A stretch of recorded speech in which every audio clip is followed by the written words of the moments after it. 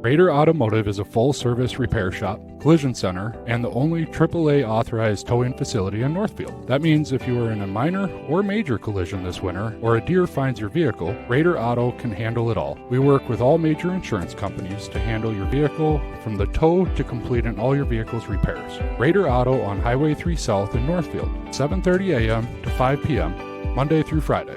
Or find us at RaiderAutomotive.net. Go Raiders!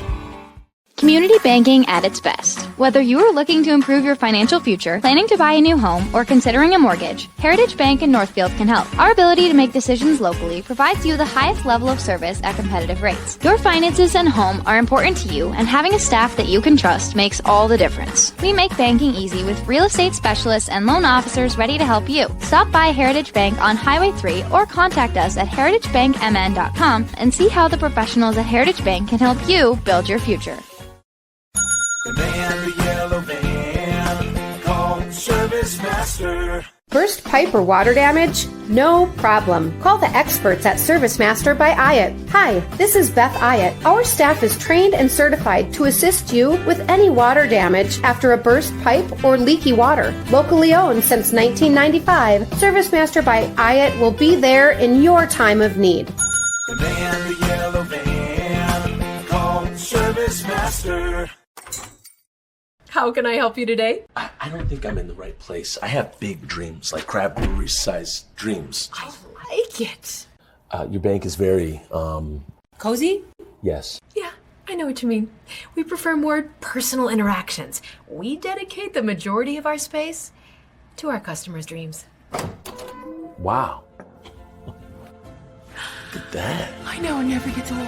Wow. This is way bigger than your office. Well, happy new year, and it's time for the Start Something New sales event at Northfield Ford Chrysler. Stop in now to save over $16,000 on select new F-150s or take home a new Expedition with over $15,000 in savings. Grab an incredible deal on a new lease, only $249 a month on the 2024 Dodge Hornet RT or only $269 a month on the 2024 Jeep Compass. Start off the new year right with the Start Something New sales event at Northfield Ford Chrysler. When you're ready for an extraordinary sales experience, we're ready to serve anytime at FordandNorthfield.com, located on Highway 3 here in Northfield.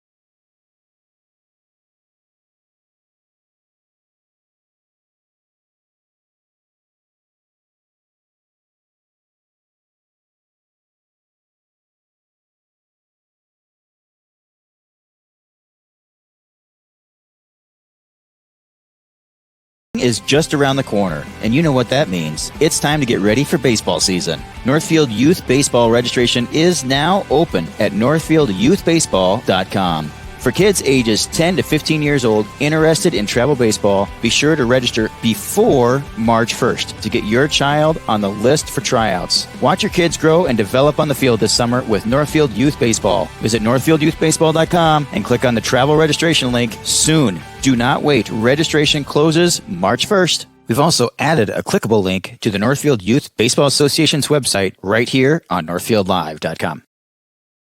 Play ball! Registration for Northfield Fast Pitch Softball is open for 8U teams at northfieldfastpitch.org. Girls born from September 2nd, 2015 through August 31st, 2017 are eligible. It may be freezing outside, but spring is just around the corner. Register your daughter and enjoy watching her learn and build confidence on the ball field. Sign up by February 23rd for team placement tryouts on March 2nd. Scholarship assistance is available. Visit northfieldfastpitch.org for more information and to register. Go Raiders!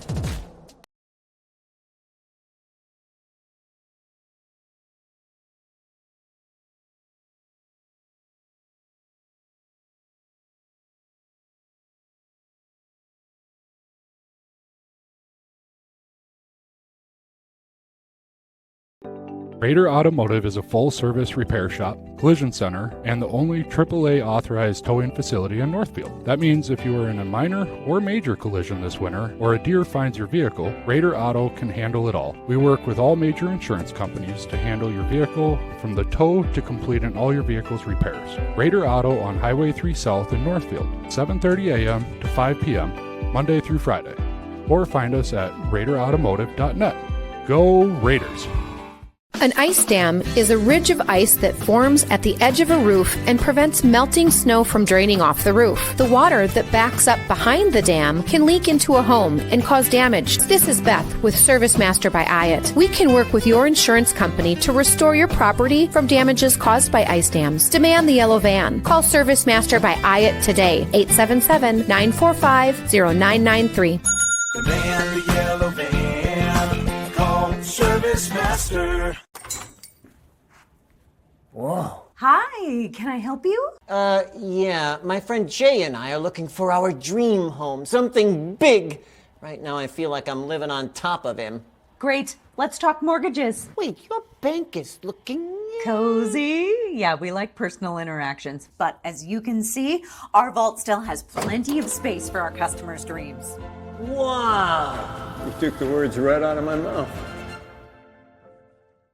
Stay up to date on Raider activities by following Northfield Live on social media. See what's on tap for the weekend, daily game day graphics. You'll get the fast updates of game postponements and cancellations. Like and share our posts to keep others updated, and comment any questions for quick answers. Follow us on Facebook at Northfield Live MN and on Instagram and X at Northfield Live.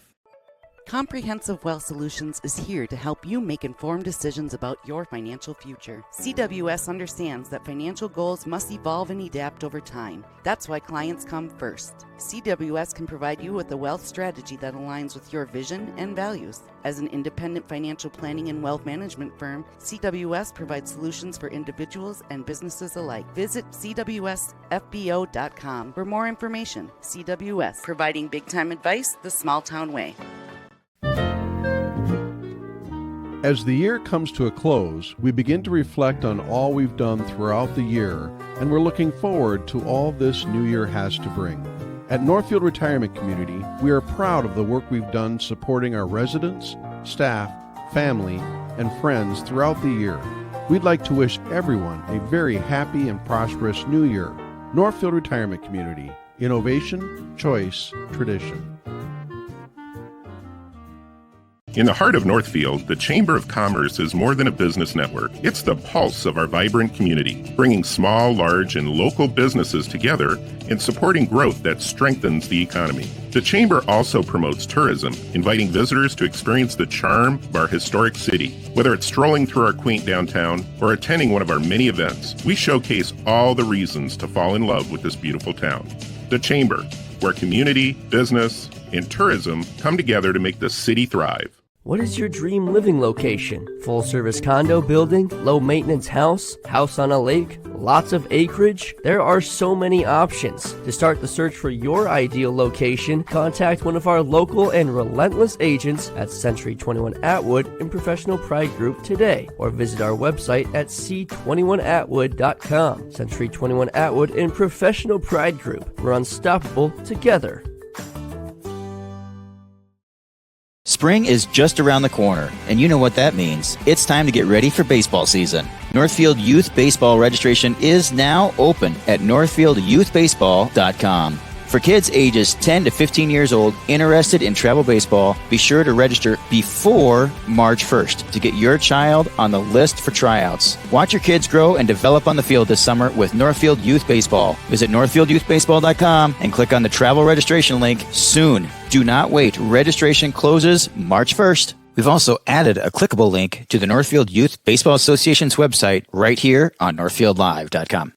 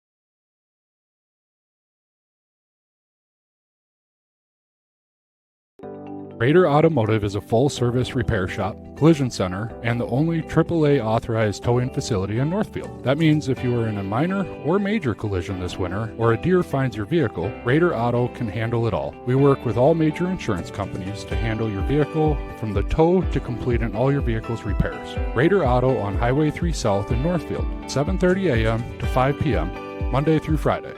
Or find us at RaiderAutomotive.net. Go Raiders!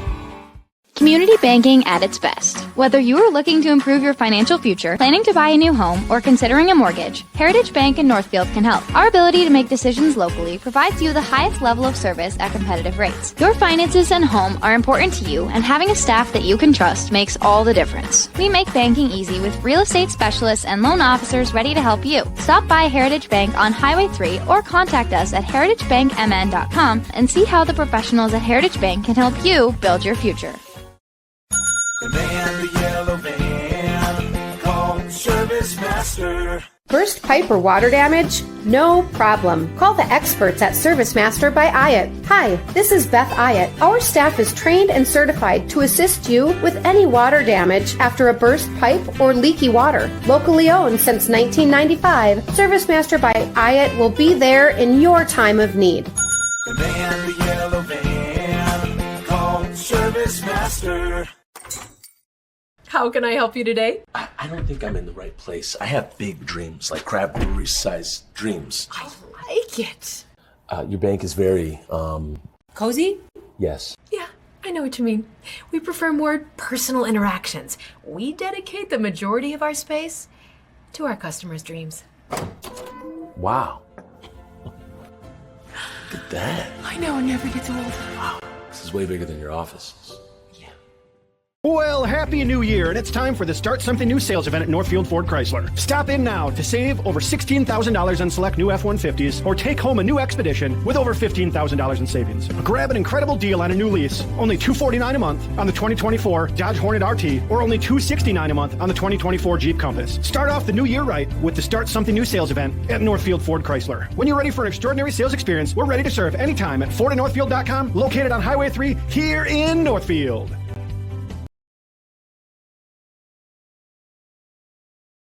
Is just around the corner, and you know what that means. It's time to get ready for baseball season. Northfield Youth Baseball registration is now open at northfieldyouthbaseball.com. For kids ages 10 to 15 years old interested in travel baseball, be sure to register before March 1st to get your child on the list for tryouts. Watch your kids grow and develop on the field this summer with Northfield Youth Baseball. Visit northfieldyouthbaseball.com and click on the travel registration link soon. Do not wait. Registration closes March 1st. We've also added a clickable link to the Northfield Youth Baseball Association's website right here on northfieldlive.com.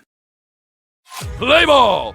Registration for Northfield Fast Pitch Softball is open for 8U teams at northfieldfastpitch.org. Girls born from September 2nd, 2015 through August 31st, 2017 are eligible. It may be freezing outside, but spring is just around the corner. Register your daughter and enjoy watching her learn and build confidence on the ball field. Sign up by February 23rd for team placement tryouts on March 2nd. Scholarship assistance is available. Visit northfieldfastpitch.org for more information and to register. Go Raiders!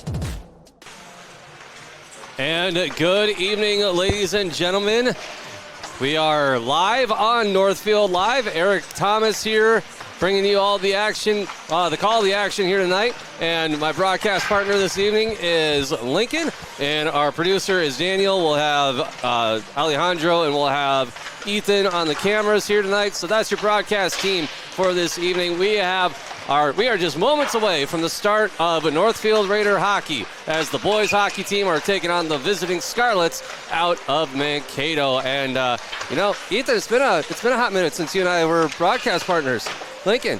Yeah, I did a little bit of basketball after me and Lance kind of talked about the schedule, and I just rolled my ankle a couple days in my game for basketball, so I'm taking a break, but now I'm back and getting ready to roll for the rest of the season. All right, and we're glad to have you here this evening. And the Scarlets, let's talk a little bit about the Mankato Scarlets, the visitors on the board tonight.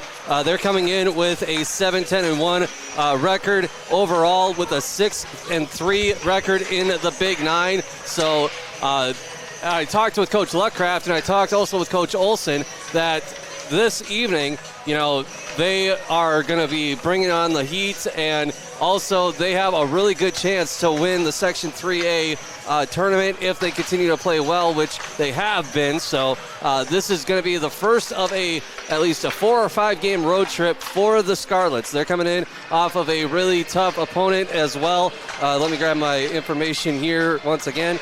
They played, let me see, who did they play recently? I think they played New Prague, and they won that game 4-3. Yeah. So both Coach Olson and Coach Luckcraft had glorious things to say about that. We'll get to both those interviews here in just a little bit, but, just a couple other things here. After a 6-game winless stretch in late December and early January, Mankato won the last 3 games, the last 3 of their last 5 games, including back-to-back wins at home last week against Faribault and New Prague. And the Scarlets only have 3 Big 9 losses to Century, Northfield, and Owatonna. Yeah, that's a great way to come back after a 6-game winless streak, and coming back and winning 3 straight, 2 at your home arena, really can get this team back to the energy they need to keep working and know that they got a chance to get to state and do something. Yeah, and you know what? As they say, if the season were to end this evening, the Scarlets would secure that number 5 seed in the Section 3A playoff tournament.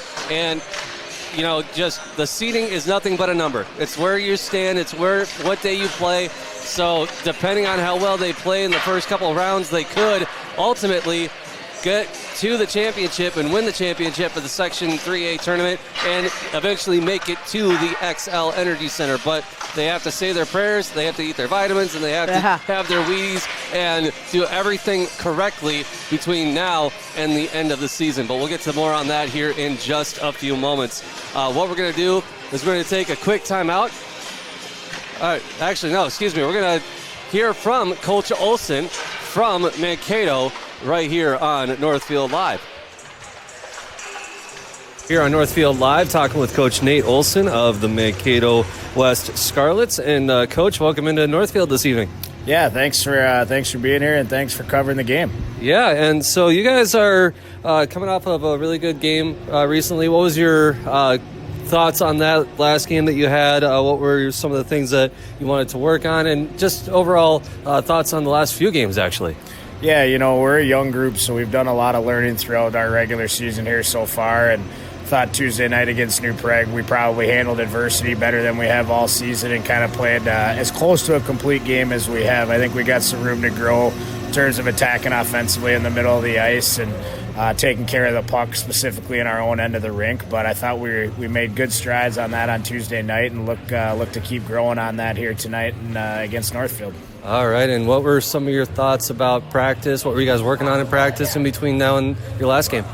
Yeah, a lot of what we talked about, quick decision making that manages the puck the right way. So we got to eliminate some of the turnovers that we had, and we've gotten better in that area. But just a focus on wing play on the walls and making sure that we can handle pucks off the rim and have good support coming out of our own end of the ice, and then quickly transitioning up the ice to play faster transition hockey. And once we get in the O-zone, we've started to do a better job of really getting inside the dots to take some offensive opportunities and give us some higher leverage scoring opportunities, and really a lot of focus on those kinds of things and just playing an overall 200-foot hockey game. All right, very good. And this game against Northfield here tonight starts off a really long home stretch for you guys. I looked back at your schedule. I can't remember if you had this long of a road stretch before, but what's your guys' comfort level at visiting Barnes? Yeah, I think sometimes when you get on the road, you get a chance to just be together with the guys and connect a little bit and get away from maybe some of the distractions of, classmates, et cetera, being in the rink and, maybe a girlfriend here or there or whatever, and just get to come together as a group and play hockey. And, we're excited. I think it's a good opportunity for us to keep focusing on the things we outlined a little bit ago and really just come together as a group as we make the final 7-game push towards the playoffs and try and embark on the XL Energy Center at the end of February and early March. All right, very good. And as far as, preparing for this long road stretch, what have you guys been doing to do that?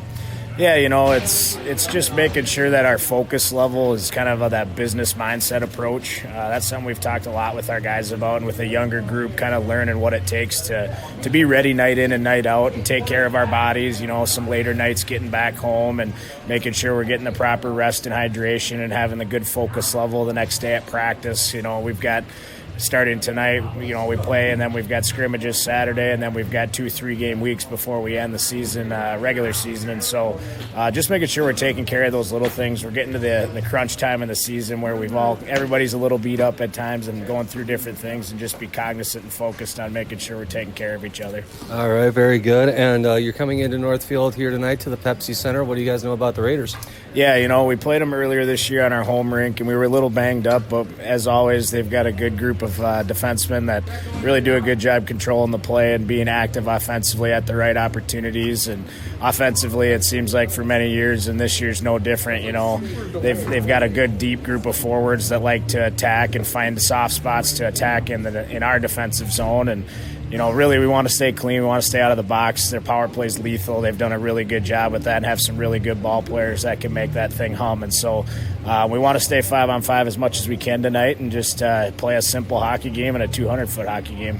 All right, very good. And there's this nasty flu and all this other nastiness going around. What's your overall health of your guys' team tonight?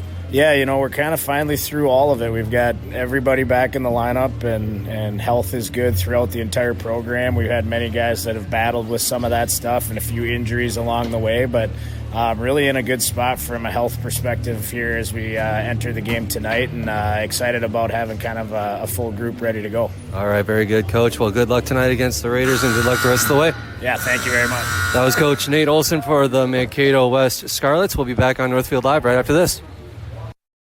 Hometown Credit Union has proudly been serving your community for over 50 years. What originally started with little more than a ledger book and a cash box, Hometown is a not-for-profit financial institution that serves the needs of over 23,000 people. We offer all the products and services you expect, while also being personal enough to truly partner with our members through all of life's journeys. Visit our website at hometowncu.coop and see why Hometown Credit Union can be your trusted partner for financial success.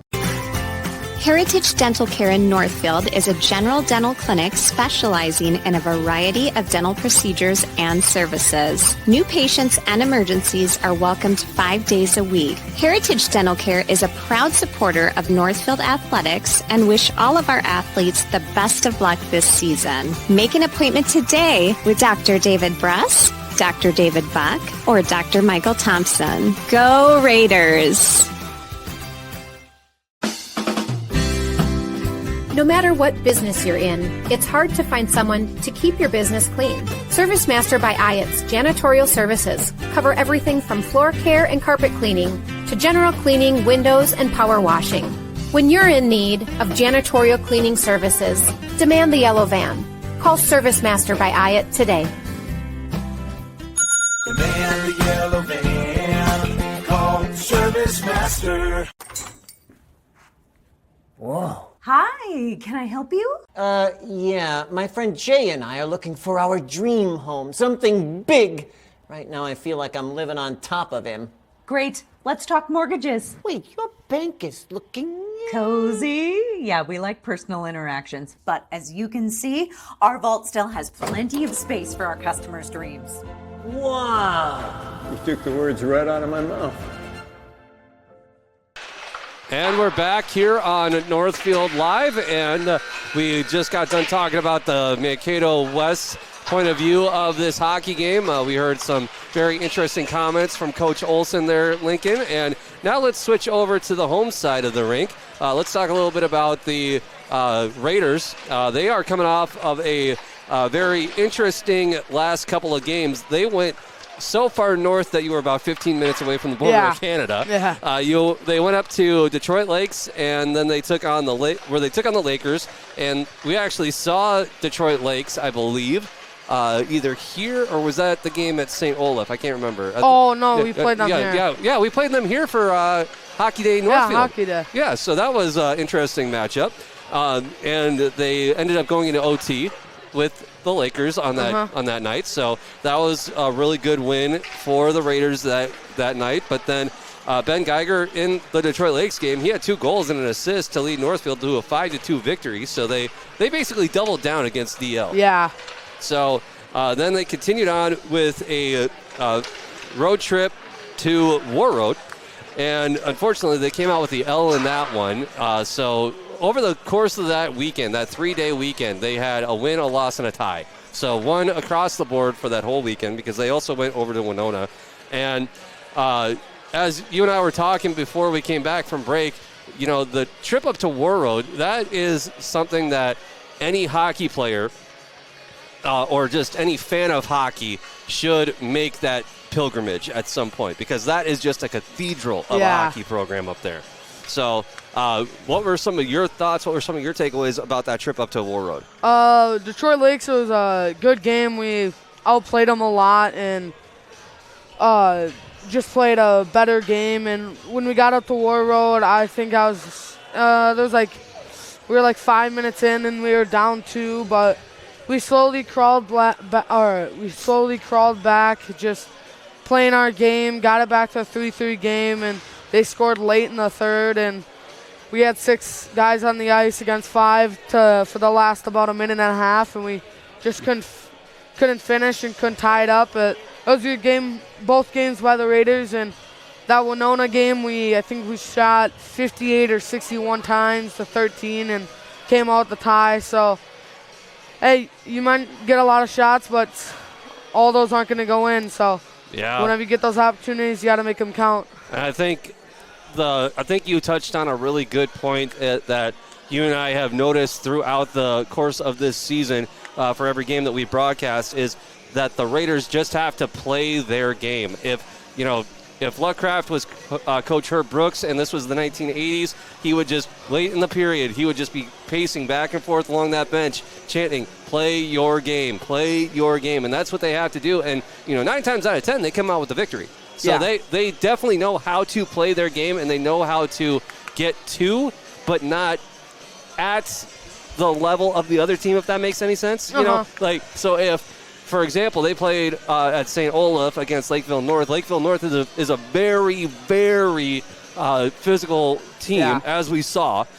But Northfield, whenever they start to get a little bit behind or the momentum starts to shift, they don't start to play like that. They go above and beyond and play a different style of hockey, which is always great to see from a hockey program.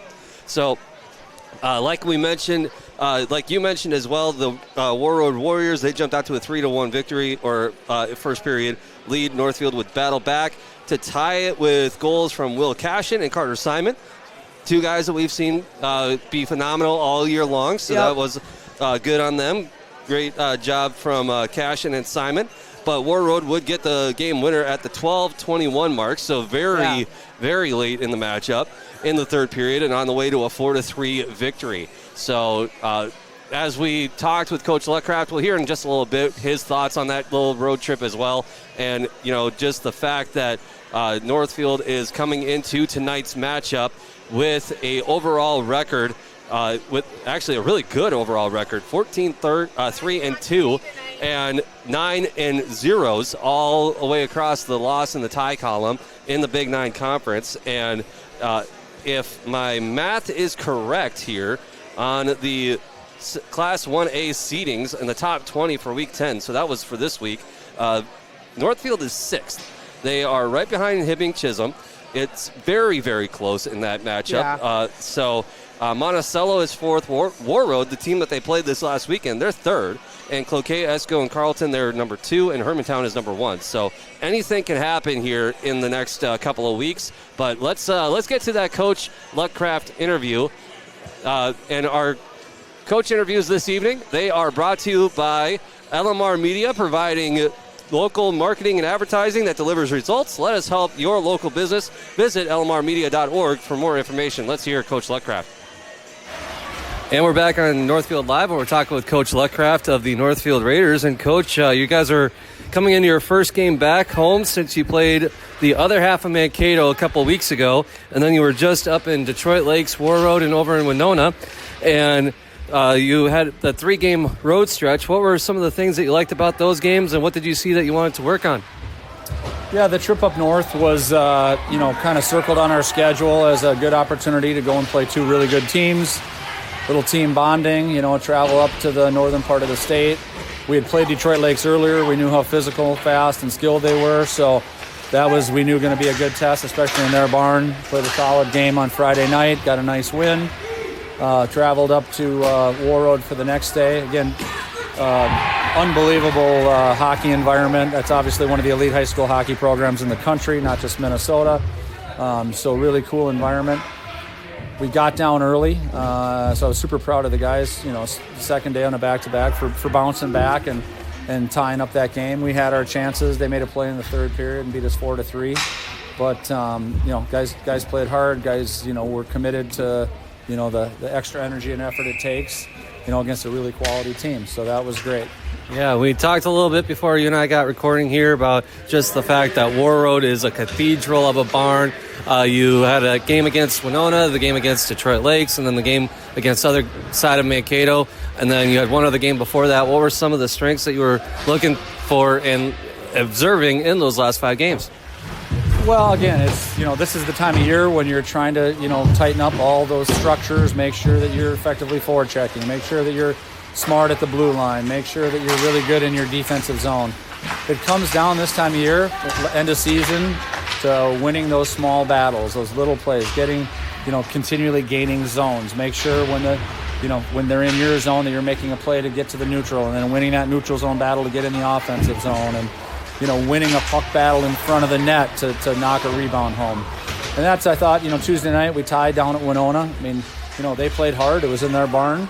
And, the shots were heavy in one direction, but we weren't able to capitalize on some of those opportunities down low like we hoped to. So that'll be a big, focus for tonight's game, is trying to figure out, the right way to finish some of those plays in front of the net, which just means really getting a little bit more tough on the puck. Instead of, skating through the front of the net, is really bearing down and making sure that you're a beast in front. You're winning those battles. You're doing those little extra things to just win those really tight and critical battles in that offensive zone. So if we can do that, we'll have a good chance. If we don't, we'll be right in that dogfight again. All right, very good. And as the MO has been all season long, there's really not been a whole lot of time for practice. You've been back-to-back games all season long. What did you guys work on in that short amount of practice time that you have had? Yeah, this time of year is managing a few different things, right? Finding, the right structure. It's really, when we're playing every other night like we have been this week, the next practice is focusing, a little bit on your game from the previous night, but really focusing on what the team's strengths are in the next game. It's managing a little bit of the, mental wear and tear from this time of year. This is kind of the dog days of the season, that, middle of January to the end of January, before you turn that corner and start focusing on playoff hockey. And again, it's trying to stay healthy. We had 4 guys miss the game Tuesday night. Typical for everybody, the flu's out there, so guys get it, and it spreads around the locker room a little bit. So trying to find a way to keep guys healthy so that we can have our full roster and utilize our strengths, as we have those advantages on the ice. So those are really the keys, and it will be tonight. Stay out of the penalty box, win those small battles, and win the goaltending battle. So if we can do that, we'll have a good chance. All right, very good. And you guys are playing Mankato West this evening, a team you guys played earlier in the season. What you guys know about the Scarlets coming into this evening? Yeah, skilled team. They play physical. They're a young team, up and coming.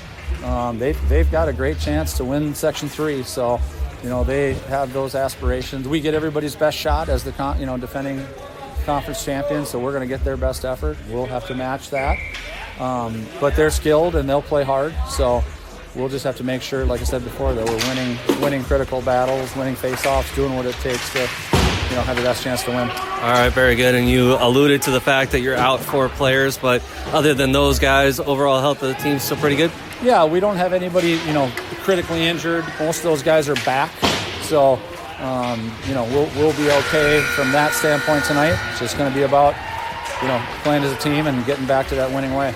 All right, very good, Coach. Well, good luck tonight and good luck the rest of the way. Appreciate it. Thank you. That was Coach Luckcraft on Northfield Live. We'll be back right after this. Community Resource Bank, you can bank from anywhere.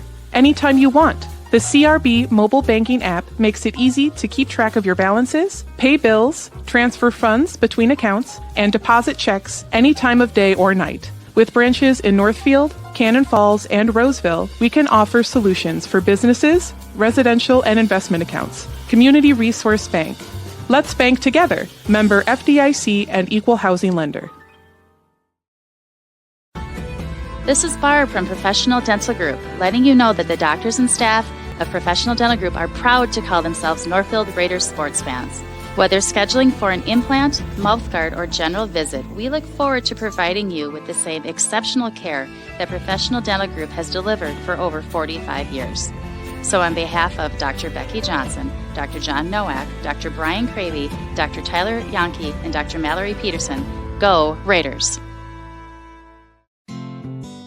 It can be hard finding an eye clinic that makes you feel seen and cared for in a way that suits you. At River Valley Eye Professionals, we pride ourselves on tailoring our care to you and your specific needs.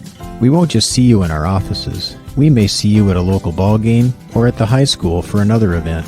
We get to know you and what you hold dear so we can give you the best possible care. Learn more at rvep.com. River Valley Eye Professionals.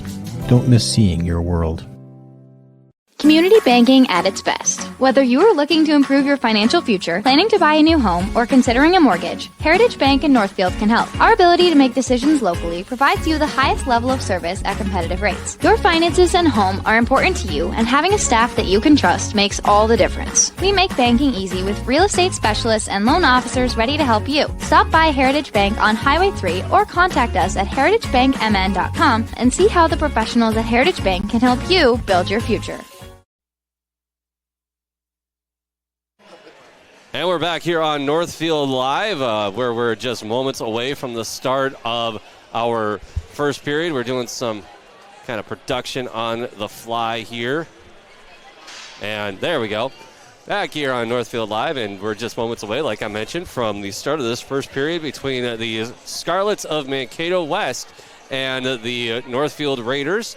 And we'll have your starting lineups here in just a little bit as well. And Lincoln, during the coach's interview there and during the little ad break that we had, we got to talking, and I just found it odd and kind of funny, actually, that the fact that the Big Nine is got like 11 schools in it, you know? But, you know, it is what it is. It's all good. At the end of the day, there's enough schools to go around and play enough games. But let's talk a little bit about the Big Nine standings right now. These are the Eric Thomas official, unofficial standings here. If the season were to end tonight, and I know the conference standings don't matter so much anymore from back when I was in high school. We used to have conference tournament and then the section tournament. But those were your future Raiders, your flag bearers there. But so if the season were to end tonight and they went off the Big Nine standings, Northfield would actually be first, and Mankato West, I think, would be like number 5 or so. So yeah. But you know what? At the end of the day, it doesn't matter what's on the paper. It matters what's on the scoreboard at the end of this next 60 minutes. And we will have that coverage here in just a few moments. And you know what? I would be remiss if I didn't mention this as well. The JV matchup before this game, you kind of sort of saw it. But the Northfield Raiders, they won 3-0. Yep. So they're already one game up on the Mankato West. So we are just moments away here from your starting lineups. Let's throw it down to our PA announcer here, and let's get your starting lineups. Written by NHS student athletes, which reads as follows. As students of Northfield High School, we pledge to show respect to each other and our opponents, and ask that all fans join us in displaying positive school spirit without degrading officials, participants, or fans from opposing schools. And now let's meet our starting lineups first for the visiting Scarlets of Mankato West. Starting at left wing, a senior number 22, Jagger Zimmerman. At center for the Scarlets, a sophomore, number 7, Keaton Dorzik. And on the right wing, a senior. Number 18, Grady Halstead. On defense for the Scarlets, number 12, a sophomore, Grady Schmidt. And on the other defense, number 24, a sophomore, Hudson Clarkson. In goal for Mankato West is junior number 1, Mason Schreiber. Head coach of the Scarlets is Nate Olson. Now put your hands together for your Northfield Raiders. Starting in goal for the Raiders, a senior, number 1, Max Frank. On defense, a sophomore, number 2, Ben Geiger.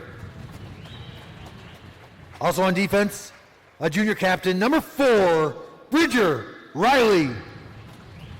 At right wing for your Raiders, a senior captain, number 7, Will Cashin. At left wing, a senior captain, number 21, Griffin Kennelly. And centering that line for the Raiders, a junior, number 9, Michael Stewart. Head coach of the Raiders is Mike Wellcraft. His assistant coaches are Scott Cloud and Charlie Cloud. Now let's remove our caps for the playing of our national anthem, the Star Spangled Banner.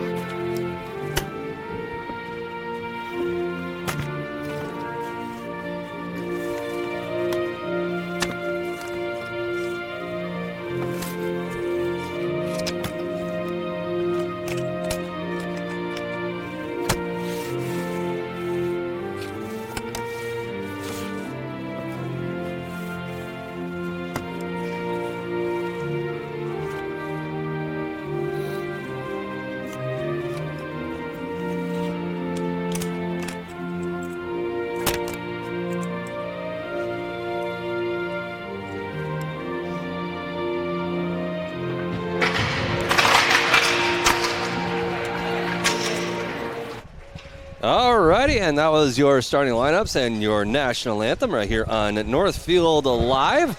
And Lincoln, my friend, it is 39 degrees outside. Yeah, buddy. And it is a great day for some hockey. Every day is some great day for some hockey, but today just makes it that much better. And let's run through the starting lineup once again here. First, for your visiting Scarlets, they are going to go as such. If I can find my lineup in my cornucopia of papers here, they're going to go Jaeger Zimmerman at the left wing. Starting center will be Keaton Dorzek, and on the right wing, it's going to be Grady Hadelstad, And on the defense, it's going to go Grady Schmidt and then Hudson Clarkson, and then their starting netminder is going to be Mason Schreiber. And for your starting lineup for the Northfield Raiders, we got, as I said during the lineups, if it ain't broke, don't fix it. They're going to go Kennelly, Stewart, and Cash, and that's going to be Griffin Kennelly. Ben Geiger and Bridger Riley will be your defense, and starting goal will be Max Frank. And the Raiders have the puck off the draw. Cashin with it. He gets it over to, I believe that might have been Stewart, and he takes a shot, and that is saved by the netminder for the Scarlets, and that is once again Mason Schreiber. Good job by the Raiders there to get out on that quick start and win the face-off.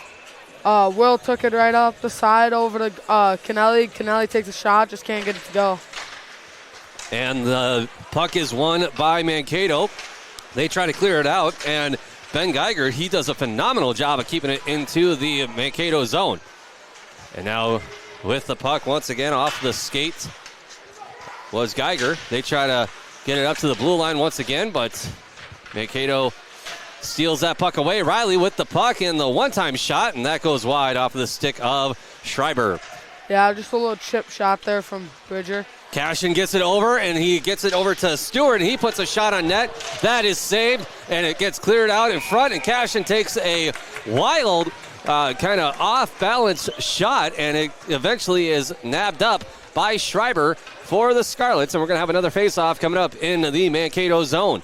Yeah, just a little dump-off pass from Will to Stewart there, and Michael just couldn't get it to go, but Will tried to put one in on a little crazy shot and just couldn't get it.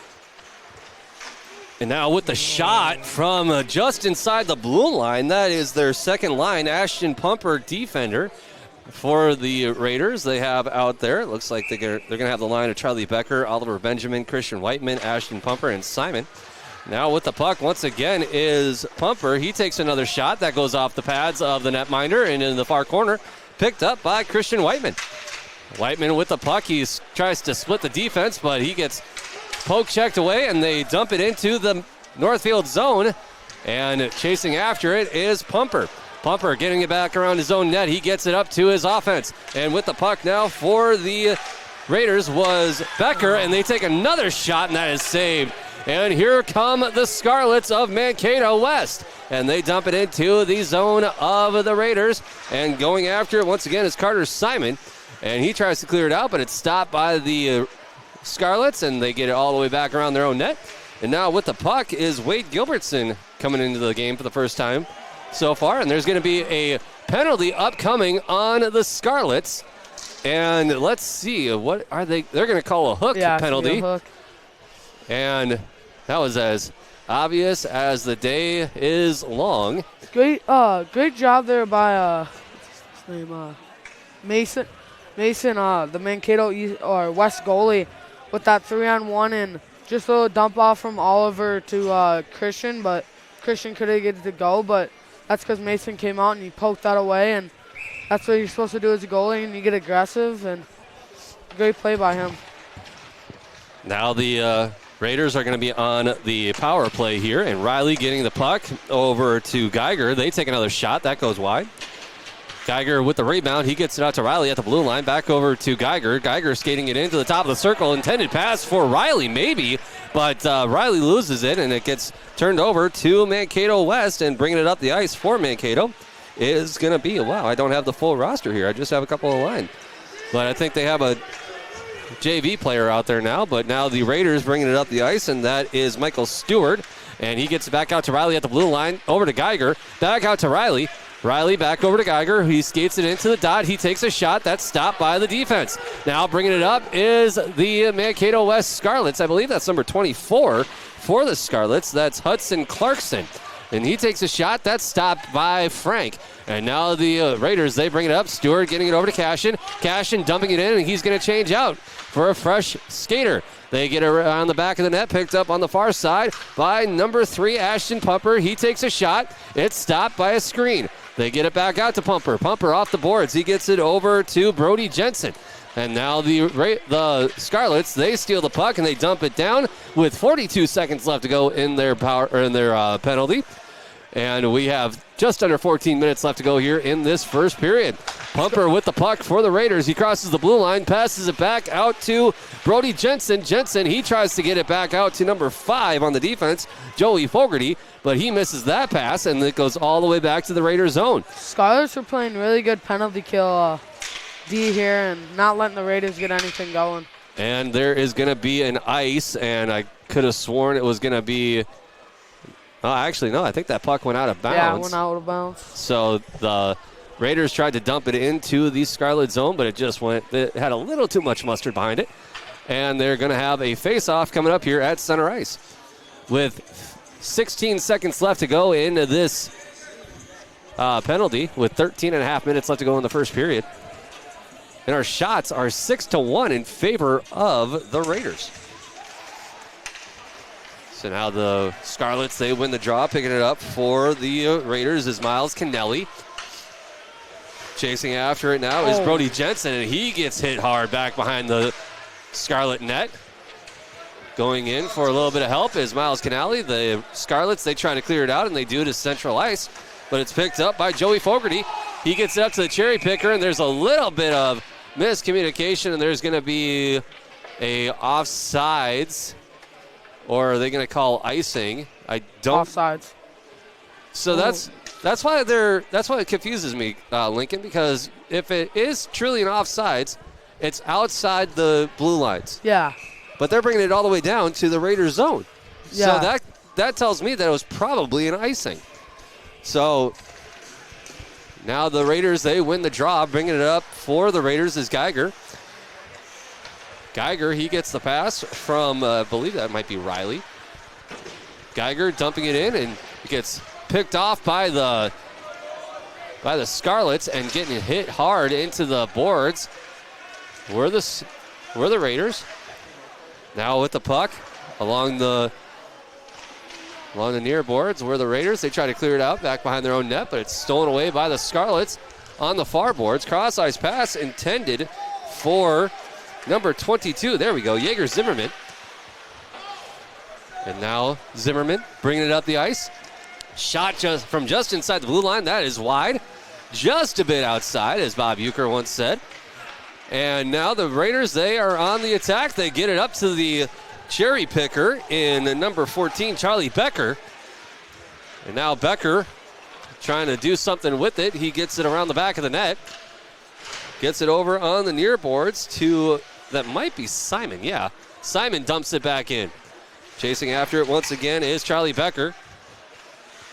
Becker trying to get it off to number 9, Michael Stewart, the center for the first line here. And I think Becker's going to skate off. He might have gotten hit a little too hard on the last one, but with 11:39 left to go here in this first period on our Heritage Bank scoreboard, we are scoreless.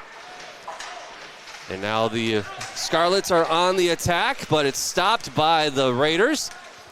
And now the puck gets dumped all the way back into the Scarlet zone. They try to get a breakout play going here, and they kind of sort of do. And number 20, Jaden Reddy for Mankato, tries to get it into the Scarlet zone, or to the Raiders zone, excuse me, but the Raiders were able to get it into the Scarlet zone, and now there's going to be an icing called on the Raiders, and we're going to have a puck drop coming up on the stick side of the netminder, Frank. Yeah, the Raiders are already putting a lot of pressure on the Mankato West goalie and not really letting him do not letting the Mankato West offense do anything. And the Raiders, they got lucky with the icing being waved off. And now here come the Scarlets on the attack. And chasing after it for the Scarlets is number 23, Isaac Ullman. And he tries to go help out Braden Keach. But the Raiders are just a little too powerful on this offensive maneuver here. Now the Scarlets, they get it out to the blue line. They dump it down low to the far corner to Brady Keach. And with the puck now is Isaac Ullman for Mankato. They get it back out to the blue line, and a stop at the blue line. Griffin Canale goes down hard. And now Griffin Canale poke checks it away, and Great job there by he gets poke checked as well. Griffin Canale to get that steal. And now putting on the afterburners is Keaton Dorzek for the Scarlets. He crosses the blue line. He's on a 4-on-1 situation. And now here come the Raiders, and a big hit put on to number 17, Brody Jensen. And he almost goes into that little pylon at the end of the Scarlet bench there. And now with the puck for the Raiders and dumping it in was Ben Geiger. 9:45 left to go here in this first period. We are scoreless, and a shot put into the traffic by Bridger Riley almost went in off of the body of number 12, I want to say. No, that's number 18. It was Wade. So Wade Gilbertson, there we go. I had to find him on my roster sheet. I apologize about that one. But now the Scarlets with the puck.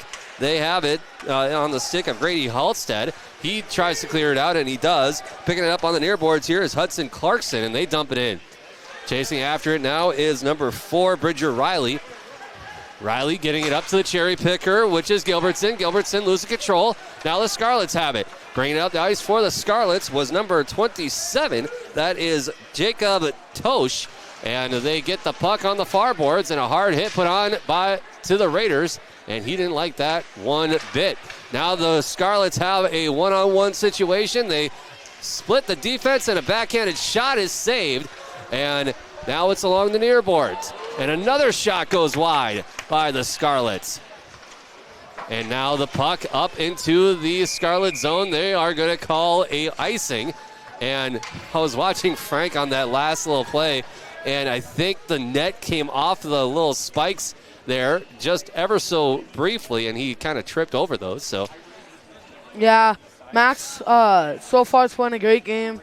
Even though he's not getting the most of pressure on him, he's still, every time he gets shot at, he's holding his ground and not letting anything go through. But same with Schreibner, he's also not letting anything go through. So I feel like it'll be a really good game and come down on the last wire. Puck won by the Raiders off that face-off, and bringing it up for the Raiders was number 14, Charlie Becker. He got it over to Christian Whiteman, but that was stolen away by the Scarlets. Now Whiteman trying to clear the puck out of the neutral zone, and the Scarlets dump it back into the Raiders zone, and chasing after it was number 8. That was Carter Simon. And now with the puck for the Raiders. Oh, and a hard hit put on by the Scarlets to Charlie Becker. Almost got him going to the bench. 8 minutes now are left in this first period. We are scoreless on the Heritage Bank scoreboard. And the Scarlets now with the puck. Juking and jiving in and out of the defense. That was Jaden Reddy. He dumps it in, and he tries to change out. And a hard hit put on by the Scarlets, and that was Jaeger Zimmerman to the Raiders, and they get it at the blue line, and dumping it back into the Raiders zone was Grady Schmidt. Yeah. And there's going to be an offsides call, and we're going to have a puck drop just outside the Raiders zone. Yeah, great job by the Raiders defense. I think it was Zimmerman who drove the puck in and shot it right in front of Frank, but Frank held his ground, and Pumper picked it up and got it out of the zone. Now the Raiders with it. Cashin putting on the afterburners, crosses the blue line off the backhand shot, and it goes up and a little too high, about 4 feet high. So they're going to have another face-off upcoming in here in the Scarlet zone. It is 7:24 left to go here in this first period. And on the Heritage Bank scoreboard, it is scoreless still. But on the shot side of things, it's 6-4 in favor of the Raiders. And now with the puck for the Raiders, that was Jacob Faust. He tries to take a shot, but he ends up going a little bit too wide. And now with the puck are the Scarlets, and bringing it up for the Scarlets across the blue line into the Raiders zone. That was, Grady Halstead. And now the Raiders, they try to keep it out of their own zone, up to neutral ice with the puck for the Scarlets is Dorzak. Dorzak gets it over to Schmidt, who passes it along, and they dump it back into the Raiders zone. Northfield with the puck. They try to get it up, but it's stolen away off of a sleeper move by Brady Cox for the Scarlets.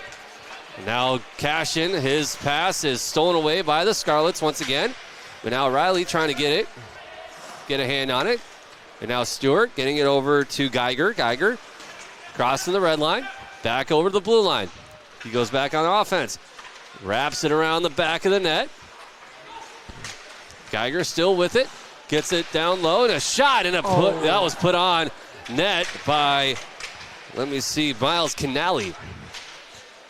And now Scarlets, they stop the puck, and I don't know what that was. Was that a pass or a shot attempt? But now the puck back behind the Scarlet net, picked up by, I want to say that might be Whiteman. No, Brody. Okay, Brody. Oh. And now with the puck for the Scarlets, after a quick little steal, was Jaden Reddy. And we have 5.5 minutes left to go here in this first period, and it is up at neutral ice. Chasing after it is Geiger. He looks over his shoulder, sees that he is not alone, and he had Cox with him. Now getting it up to the cherry picker. That was number 20, Miles Canali. And he dumps it back around the back of the net. And his intended target, that might have been Geiger. He gets hit hard into the boards, and he's going to go skating off. No, I believe that was my brother. Simpson with the shot, that's Simon with the hard shot from the blue line, and that is glove saved by Schreiber. And we are going to have another puck drop with 5:04 left to go in this first period. Yeah, Raiders kind of kept it in the offensive zone for the last couple minutes. Not really letting Mankato West get anything going on offense. And the Raiders can keep this up. They can maybe pull out a goal within the last couple minutes of this first period. Looks like we're going to have a change up here to Charlie Becker to changing out for Oliver Benjamin at the center. And now Simon with it along the blue lines. He tops, takes a shot that goes off the shin pads of number 6. Where is he? That's Ricky Enter for the Scarlets, and a little tie-up back behind the net. And Scarlet's trying to clear it out. Gets picked up by the Raiders. And that's by Christian Whiteman. He gets it back out to Simon. Simon, cross-ice pass over to Pumper. Pumper skating it in, and he loses control. Picked up by the Scarlets. Now Pumper with it, but picked up once again by the Scarlets. And now bringing it back up the ice is Keach for the Scarlets. He dumps it in, back around the net. Kind of slowed down by Frank there. And now Raiders, they get it back up, but Schmidt is right there to stop the puck and bringing it back the other way. Now the Scarlets, they lose control of it just outside the Raiders zone, and a hard hit put on to Carter Simon, but he's able to clear it out. The Scarlets poke checking it away. They try to pass it back, but stolen by the Raiders, and they dump it in, back around the net, and they stop, and breakout play coming up here by the Scarlets. They bring it back, getting it up to Dorzek, but he loses control. Really back and forth action here between the Scarlets and the Raiders. Before I can even get my sentence out, the puck changes possession. Yeah. Both teams putting as much pressure on as they possibly can. See who can get this first goal. And now Chet trying to clear it out is Jacob Peters, but he loses control once again. 3:15 left to go here in this first period. We are scoreless on the Heritage Bank scoreboard update. And Cashin on the breakaway. Wow. And that could have been a beautiful goal. But the netminder for the Scarlets, Schreiber, he was able to come out of position and get a handle on it. And he cleared it all the way back down to the other end of the ice. And the Raiders, they were able to get it up to Bridger Riley. And he tried to come in for a one-time shot, but that went up into the netting. Yeah, what a play by Schreiber there. I mean, he was putting his body on the line and maybe even risking a goal because he doesn't hit that. Maybe Will can get the puck through and gather that and just tap it in. So don't see that a lot from high school goalies. And you see a lot more of that in the NHL and in college. And, Schreiber is probably going to go home, look back at the tape, and thank his lucky stars that, 50,000 things did not go wrong on that play. But now the Raiders with the puck. It's stolen away by the Scarlets. Stolen back once again by the Raiders. Another shot put on net, and it's stopped by Schreiber and a little bit of extracurriculars out in front of the net. And let me see. That's Miles Canali. He didn't like that too much. He skated away from that little interaction, and he was like, what do I got to do? So now we got a face-off upcoming here. The Raiders win the draw. Pass over to Riley from Geiger. Riley tries to clear it out back behind the net, and no tripping upcoming here. And a little bit of extra chirping, and a penalty upcoming on the Scarlets. And, oh, boy, we may have a double penalty coming up here because after the Scarlets were able to clear the puck back around their own net, and that penalty was upcoming on the Scarlets, two Raiders, they got into it and did a little bit of extracurriculars, and there's going to be a tripping call here for sure on number 24 for the Raiders. That is number, where is he on my? 17. Oh, no, that's 24. Hudson Clarkson 24? there. He was a defense. So they're going to have 2 minutes advantage here for the Raiders as That'll take us to the 30-second mark in this period. Riley with the puck along the blue line now. Oh, here we go. Oh, it's number 24, Hudson Clarkson. 2 minutes tripping at 14:30. 14:30 is the time of that penalty. But 2:12 left to go here. Riley cross ice pass over to Geiger. Back over to Riley. Riley just inside the blue line. That goes wide. And a rebound attempt. And no, they were able to save that one. And the Scarlets tried to clear it out. Riley trying to get another shot on. That goes wide. Picked up by Geiger along the far boards. He skates in along the blue line. Gets it over to Riley. Riley gets it down low. Cross ice pass to Cashin. That is stopped by Schreiber. It's picked up by Geiger once again. Cross ice pass over to Stewart. Stewart skates it in just inside the dashes. Gets it over to Cashin. Over to Riley. Tempted on one-time pass. One-time shot anyway from Geiger. Now the Raiders have it back behind the Scarlet net. Scarlet's trying to do everything they can to clear this puck out of their own zone. But now with the puck and clearing it out, that was, that was Halstead. Wow, Schreiber really holding his post, and there's a lot of opportunities for the Raiders. Geiger bringing it up the ice, and he takes a shot. Scores! Ben Geiger! With 1:10 left to go here in this first period, we have a 1-goal lead by the Raiders. So that was Ben Geiger. And here's the Community Resource Bank replay, as it shows Geiger bringing it up the ice, taking that shot, and a rebound by number 20. Here we go. At 15:50, number 2, Ben Geiger. Ben Geiger. Assistant number 5, Joey Fogarty. Geiger from Fogarty on the power play at 15:50 on your Raider goal. So Geiger. 1 minute remaining in the first period, 1 minute. Geiger and that was Fogarty on the power play. So we are just under a minute left. We are at full strength for the Scarlets, and the Scarlets bringing it back up the ice. And a 2-on-1 situation for the Scarlets. They take a shot that goes off the stick of Frank and goes into the far corner. Scarlets getting control of it in the far corner, but it's picked up by the Raiders, but back once again by the Scarlets. Scarlets getting along the blue line, skating it in just to the dashes, passing it out in front, nobody home. And a backhanded attempt gets cleared out by the Raiders, but picked up once again by the Scarlets, and now with it is Pumper. He tries to clear it back and around, and it goes all the way back down coast to coast. Scarlets with it in their own zone.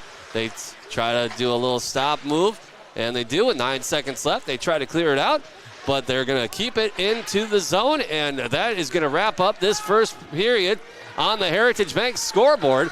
It is 1-0 in favor of Northfield. When we come back, we will have a look once again at the replay for that first goal. We'll also have a look at what's going on around the Northfield Live, as well as our sister stations, as well as what we got going on around the area as far as scores on the Big 9 side of things. A whole lot more that's coming up on the period break right here on Northfield Live. Don't go away.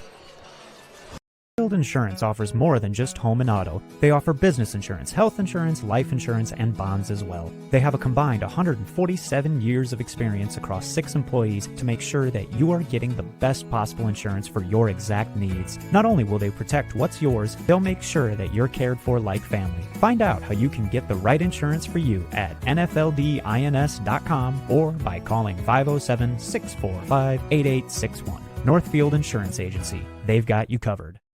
Play ball!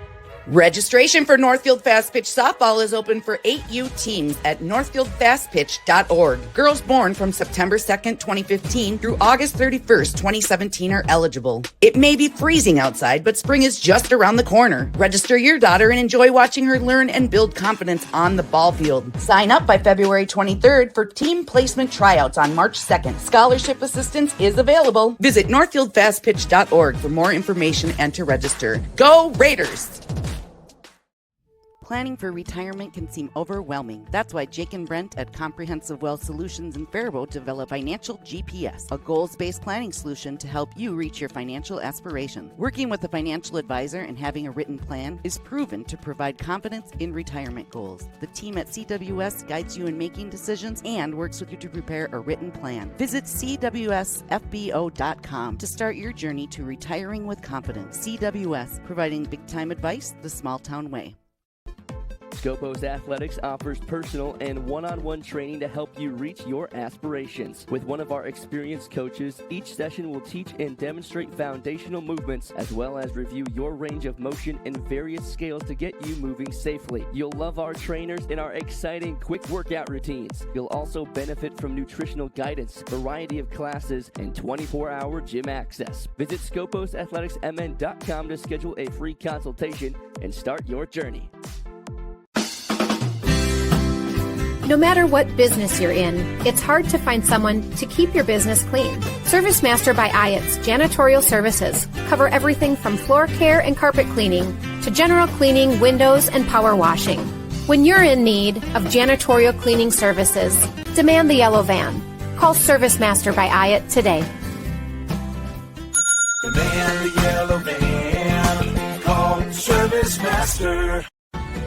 This is Barb from Professional Dental Group, letting you know that the doctors and staff of Professional Dental Group are proud to call themselves Northfield Raiders sports fans.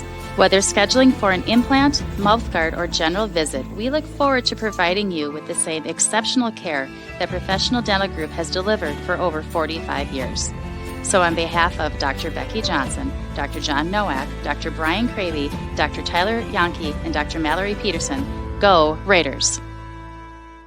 Hi, I'm Adam Steffel, president of NCC Builders. Is your kitchen feeling cramped? Is your bathroom outdated? Or maybe your basement is just wasted space? At NCC Builders, we specialize in transforming homes to meet your needs. Whether it's upgrading your kitchen, turning your bathroom into a spa-like retreat, or converting your basement into a functional living space, we're here to bring your vision to life. Let's start planning your remodel or new build today. NCC Builders, transforming homes and building dreams. Visit nccbuilders.com. A health savings account from Community Resource Bank can help you save money on medical expenses when used in conjunction with a qualifying high-deductible health plan. And HSA offers the return of a savings account with the convenience of checking, all while earning a competitive interest rate. Stop by one of our locations or visit crb.bank to learn more. Community Resource Bank. Let's bank together. Member FDIC and equal housing lender. What is your dream living location? Full service condo building? Low maintenance house? House on a lake? Lots of acreage? There are so many options. To start the search for your ideal location, contact one of our local and relentless agents at Century 21 Atwood and Professional Pride Group today, or visit our website at c21atwood.com. Century 21 Atwood and Professional Pride Group. We're unstoppable together. The Blue Line Club, an organization that supports the NHS boys hockey team, would like to thank all of our sponsors and recognize our gold level sponsors for their contributions to this year's Raider boys hockey team. Sponsorships of the Blue Line Club enable equipment purchasing, team meals, and more. Gold level sponsors include College City Beverage, Hartman Insurance, Keith Plumber Plumbing and Heating, Merchants Bank, NCC Builders, Northfield Lines, Raider Automotive, Schultz Electric, Trek Properties, the Northfield VFW, and the Waterford Warriors. Thank you, Blue Line Club sponsors, for helping make Raider hockey a success.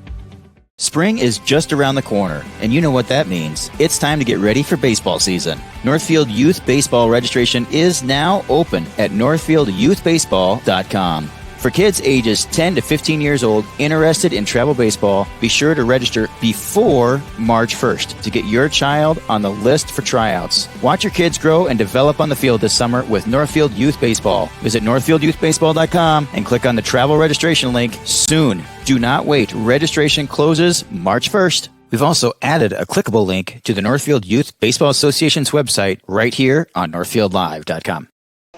And back at it here on Northfield Live, where at the end of one on the Heritage Bank scoreboard. And the scoreboard, as we said, is sponsored by Heritage Bank, locally owned and managed. Heritage Bank really is community banking at its best. We live and work in the communities we serve. It is 1-0 in favor of the Raiders. And before we go any further into this intermission break, I do also want to mention that the 2024-25 Raider boys hockey team is co-sponsored. We have two sponsors here tonight, two main ones anyway, NCC Builders and Raider Automotive.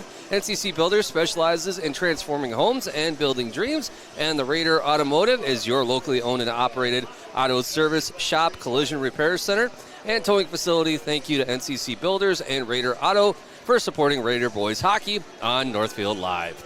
And Lincoln, that first period was a really, really prime example of back and forth hockey because, like I mentioned at one point, it was not even 2 seconds before I said my next sentence where, say, the Raiders had the puck in their own zone, that the Scarlets, they were able to steal that puck away. So it was constant back and forth action, which is what you want to see in a hockey game this late in the season. Yeah, first period until like the last 3 minutes, it was just battle, and both goalies playing great.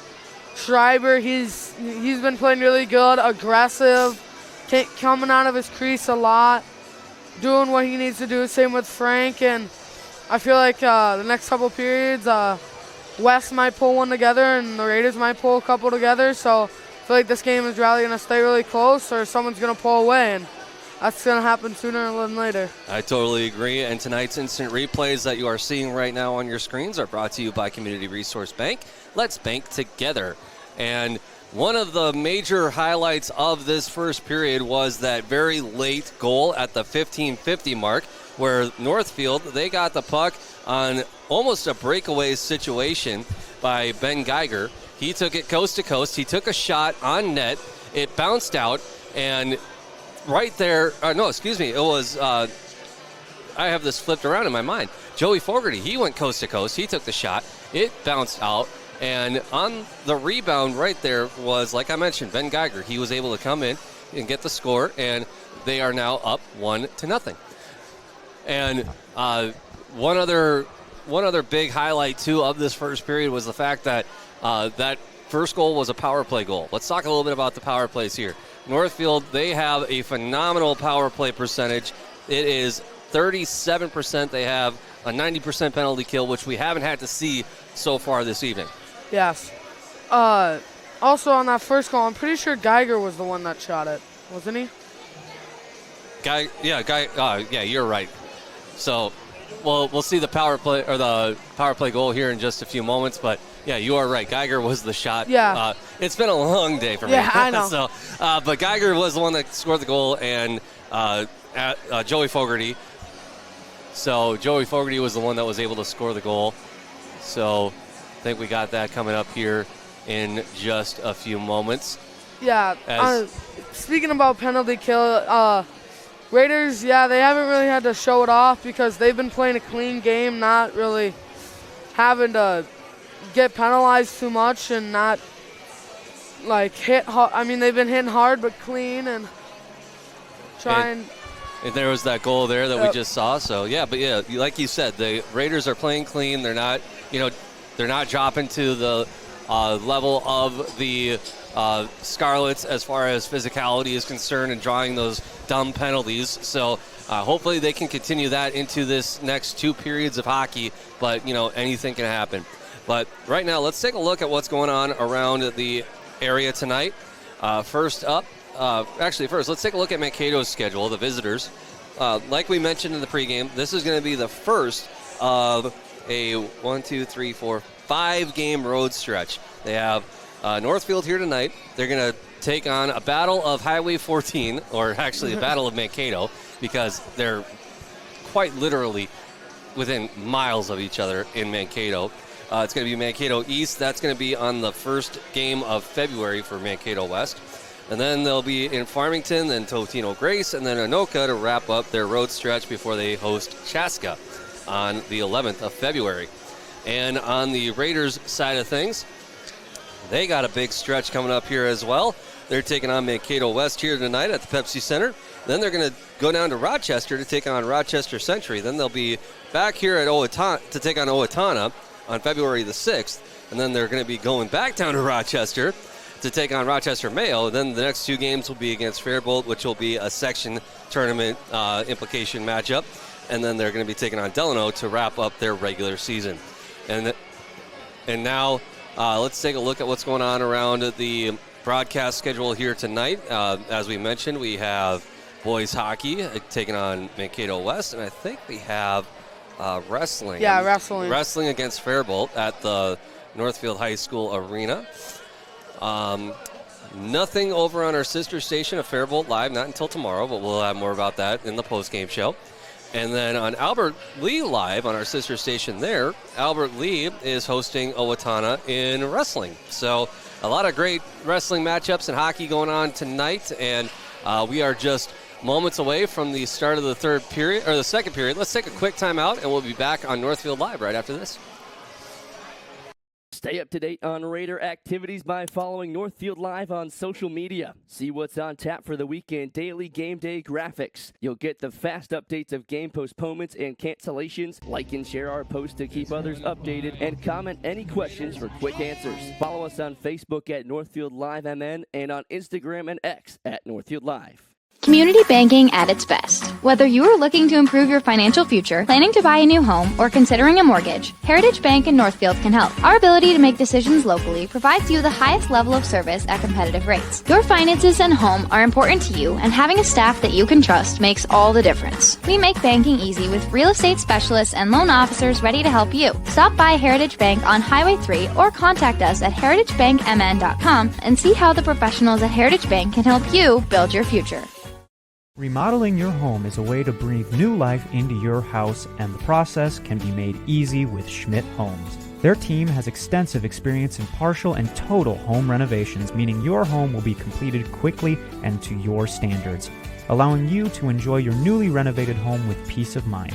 When you're ready to start your next project, be sure to check out Schmidt Homes' beautiful and regularly updated showroom for inspiration. Don't wait to start building your dream home. Learn more at schmidthomes.com. As the year comes to a close, we begin to reflect on all we've done throughout the year, and we're looking forward to all this new year has to bring. At Northfield Retirement Community, we are proud of the work we've done supporting our residents, staff, family, and friends throughout the year. We'd like to wish everyone a very happy and prosperous new year. Northfield Retirement Community. Innovation, choice, tradition. Raider Automotive is a full-service repair shop, collision center, and the only AAA authorized towing facility in Northfield. That means if you are in a minor or major collision this winter, or a deer finds your vehicle, Raider Auto can handle it all. We work with all major insurance companies to handle your vehicle from the tow to completing all your vehicle's repairs. Raider Auto on Highway 3 South in Northfield, 7:30 a.m. to 5 p.m., Monday through Friday. Or find us at RaiderAutomotive.net. Go Raiders! Heritage Dental Care in Northfield is a general dental clinic specializing in a variety of dental procedures and services. New patients and emergencies are welcomed 5 days a week. Heritage Dental Care is a proud supporter of Northfield Athletics and wish all of our athletes the best of luck this season. Make an appointment today with Dr. David Bruss, Dr. David Buck, or Dr. Michael Thompson. Go Raiders!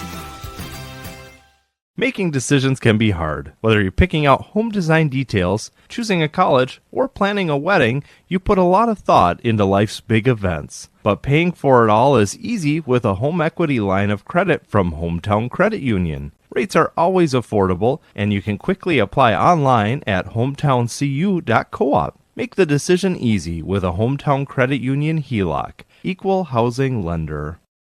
Northfield Insurance offers more than just home and auto. They offer business insurance, health insurance, life insurance, and bonds as well. They have a combined 147 years of experience across 6 employees to make sure that you are getting the best possible insurance for your exact needs. Not only will they protect what's yours, they'll make sure that you're cared for like family. Find out how you can get the right insurance for you at nfldins.com or by calling 507-645-8861. Northfield Insurance Agency. They've got you covered. Northfield Youth Baseball registration is open. Children entering kindergarten through 3rd grade interested in playing baseball can sign up for the in-house league at northfieldyouthbaseball.com before March 15th. The goal of the in-house baseball league is to give every child an opportunity to play and enjoy the great game of baseball. All games are played at Seckler Park. Enjoy watching your kids develop skills, knowledge of the game, and sportsmanship this summer. For more registration information, visit northfieldyouthbaseball.com and click on the in-house registration link before March 15th. We've also added a clickable link to the Northfield Youth Baseball Association's website right here on northfieldlive.com. And welcome back to Northfield Live, where starting the second period, the Raiders, they have a 1-goal advantage over the visiting Mankato Scarlets. Mankato West Scarlets, I should say. And on the shots, let's take a look at that. It's 11-5 in favor of Northfield. So they're not only outscoring, but they're out shooting. And it looks like we're going to have the first line for Northfield here. As Geiger, he gets a cross-ice pass over to Riley, back over to Geiger. He gets it up, and he passes it over to Kennelly. That's Griffin Kennelly. And the Scarlets, they try to clear it out, and they do. It goes all the way back down, and chasing after it is going to be Stewart. And now the Raiders, they get it up to neutral ice. Chasing after it now is Geiger. Geiger getting into a little scrum along the near boards here. Cross-ice pass over to Riley. That shot is off the pads. And now the Scarlets with it. Bringing it back up. And that was, let me see, Zimmerman. He tries to do something with it, but the Raiders get the puck back. And now with the puck for the Raiders are Geiger. Geiger across the blue line. Pass over to, was that 3? Was that Pumper? Anyway, now I think it was Riley. Another shot put on net by Stewart. That gets out to the blue line, and Riley trying to do something with it, and up into the rafters by Stewart. And they're going to call that puck dead, and I think they're going to drop it just outside the Scarlet zone, because you can't really drop it at the point of where it went out, because I feel like it was really funny when I went up to Detroit Lakes. There's the roof was like foam, so there was a bunch of pucks stuck up there. Pumper with it along the blue line here, and he's gonna skate it in just a little bit. Another shot put on net, goes back out to Pumper. Pumper getting the puck back from Becker, a name we haven't said a whole lot tonight. Now the little scrum cleared out on the near boards by the Scarlets. They're going to try to clear it out with Reddy on the stick handle. Raiders getting the puck along their own blue line, getting it over to Pumper. Pumper dumping it in, and he spins around the defense, but as the puck wraps around the back of the Scarlet net, a little fight for it in front of the Raider bench. Picked up by, where is he on my sheet here? That's Tosh. He's going to go coast to coast, and he's going to stop, try to get it off to his teammate, but that's picked up and stolen away by the Raiders. Scarlets, they dump it back around the back of the Raider net, and another shot goes up into the netting. Not going to lie, I think if that netting wasn't there, there'd be a whole lot more pucks up in that little clearing up there. Yeah. And I think the scoreboard would have a few lights out here and there. Yeah, most likely. Raiders, they win the draw. They get it back to the defense to Fogarty. Bringing it up now is Peters. Peters stops. Almost poke-checked away by the Scarlets. He gets it up to Miles Kennelly. Scarlets across the blue line. But the Raiders able to keep it alive in the Scarlet zone before they clear it back out and off of the stick and into that little alcove over there in between where the coaches, they walk back to their respective dressing rooms. And now we're going to have a face-off upcoming in here in the center of the ice. Taking the face-off for the Raiders is Jensen. Raiders getting it up to, attempted to Miles Canali, but that's stolen away by the Scarlets. Scarlets pass out in front, nobody there. Saved by Frank, and it gets back out to the defense for the Scarlets. Scarlets getting it out to Clarkson. Clarkson with the shot, that goes wide. Now picking it up for the Scarlets is Dorzek. Gets it around the back of the net. Raiders able to clear it out, and a hard hit put on by the Scarlets to Miles Canali. But he's able to get back up, and he goes hard right into that, to the PA booth down there. Scarlets, they try to clear it out back behind their own net, but the Raiders able to steal it away. A shot from the blue line that goes nowhere, and a rebound attempt by Gilbertson. Now Cashin trying to fight for it, and it looks like there's going to be a hand pass. So they're going to bring it all the way back down to the Raiders zone with 13:08 left to go in this first period. And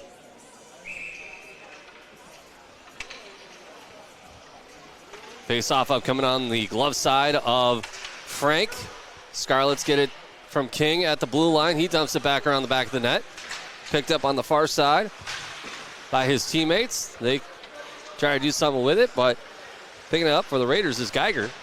Geiger back out to Riley. Riley back out to Geiger. Geiger stops. Still in his own zone. Cross-ice pass over to Riley.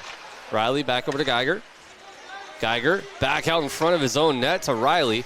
Riley putting the afterburners on, gets it up to Cashin. Cashin attempted pass. I want to say that was for Stewart. No, that was for Griffin Canali. Oh. But now the Scarlets have the puck and a one-time shot into the screen. Nobody there. And another another shot that could have happened, but it didn't.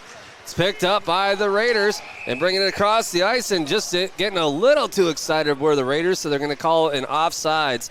And we're going to have a face-off upcoming just outside of the zone of the Scarlets. Yeah, Raiders have a really good start to start the period and putting pressure on. The Scarlets have gotten some pretty good shots. That last one, that ricochet, good thing he had a different kind of stick in his hand, but different other side, I should say. But hopefully Raiders can just hold out and score a couple. Schmidt for the Scarlets. He tries to bring it back around the net.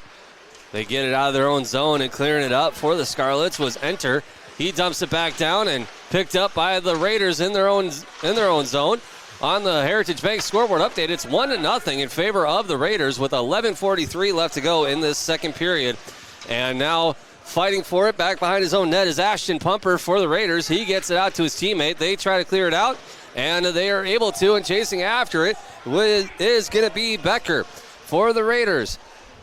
And on the far side, it's Whiteman, but the Scarlets able to clear it out, and I thought that kid broke his stick with just how loud that shot was. Now the Raiders, they take a shot, and it was glove save, but they let it go by Schreiber, and it's 15-8 on the shot clock there in favor of the Raiders. And looked like a Raider got hit hard, and he didn't like that. And another shot put on net. And as he was getting up, he threw a little slash his defense way. And a checking from behind penalty upcoming here. No. There's going to be either a checking from behind or a roughing or something. And the Scarlets are not liking this at all. And they are dogpiling the Raiders out in front as Schreiber just tried his best to try to cover that puck up. It's in. I don't know what happened. Let's take a look. See, did we have that on our replay there? Schreiber was laying down, and let's take a look at our Community Resource Bank replay. So it was a checking from behind on the Scarlets. Raiders tried to take another shot, and then the Scarlets came in and took another checking from behind. And I can't tell if we have a Raider in that scrum there on top of Schreiber. I think it was, that was Whiteman. So Whiteman got pushed from behind into the Scarlet netminder, and the Scarlets just kept on the attack. I was surprised the puck never went in. So now we got. Let's take a look at who got the penalty here. It's 24 is going to be Clarkson. Oh, that's his second of the day. So Clarkson's going to take 2 minutes for something. We'll get that here in just a little bit. But Raiders have the puck down in the Scarlet zone. And with the pass was Riley. He gets it over to Geiger. Geiger getting it down low. And now, Stewart with it. Stewart, cross-ice pass over to Riley. Riley getting it down low. Back out to Riley at the point. Now Stewart with the puck. Getting it over to Riley once again, and it's stolen away by the Scarlets. Riley able to pick it back up once again in his own zone. A little love tap put on by number 22. That is Zimmerman. And the Raiders able to cross-ice pass. One-time shot, and that goes wide. With just under a minute left to go here in this penalty to the Scarlets. And the Raiders showing why they have a 37% power play percentage so far this season. And now Stewart with the puck off of a pass from Riley. Riley with the puck once again back behind his own net, trying to kill some time. 9:22 left to go here in this second period. Now Stewart with the puck. 27 seconds left to go on the power play for the Raiders. And Stewart, he tries to pass that one back off to Fogarty, but that's stolen away by the Scarlets, and a shot put on net that goes wide off the stick of Frank. Great save by Frank there. And now with the puck on a breakaway and a shot! Brody Jensen! Jensen with the goal. Let's see who got the apple on that one. I think it was Oliver Benjamin. Okay, so Benjamin, let's take a look at our Community Resource Bank replay. And let's see what happened here. I know we went coast to coast, and it was close enough to be a breakaway attempt, and it passed across to Jensen, and they got the puck into the back of the net here. We'll see if the PA mic works here in just a sec, but let's see. Brody Jensen, that's number 17, so there we go for Northfield. I think it was a sift from, it might have been Riley and Oliver. Oh, here we go.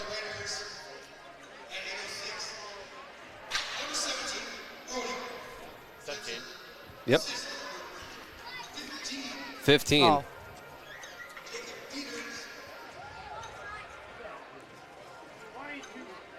So. Oh, there's 22.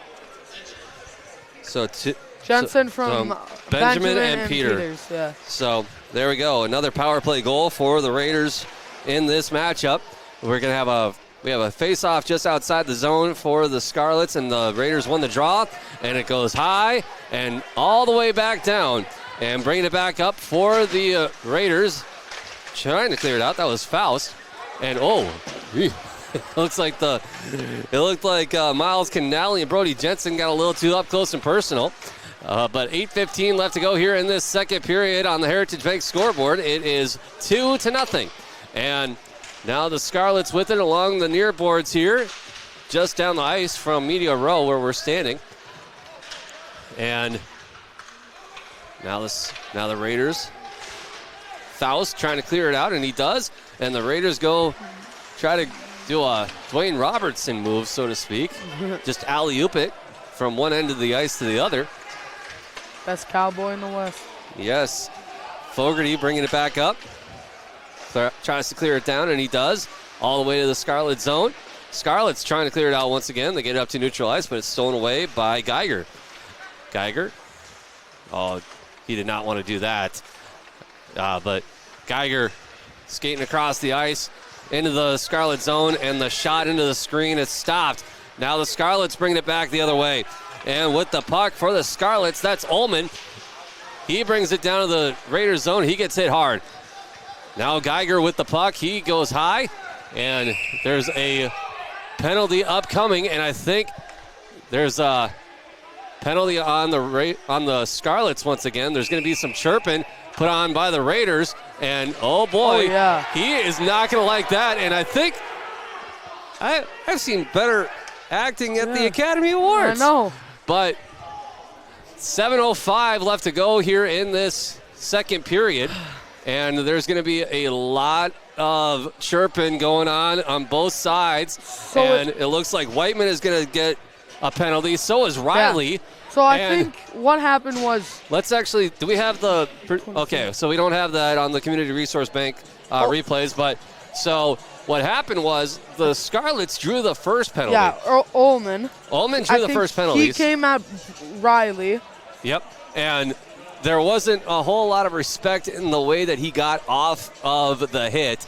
And the Raiders, they didn't like that too much. So then Christian Whiteman, he comes in to defend his teammate, and there was a little bit of extra chirping, and he threw the hand into the face. And so now we are on a 4-on-4 situation, even though there is just one penalty recorded here. I think it was offsetting, and then he had his own. Yes. So Whiteman's going to sit down for 2 minutes, and then the other two, they kind of offset. So now 4-on-4 situation for both sides. 5-on-4, okay.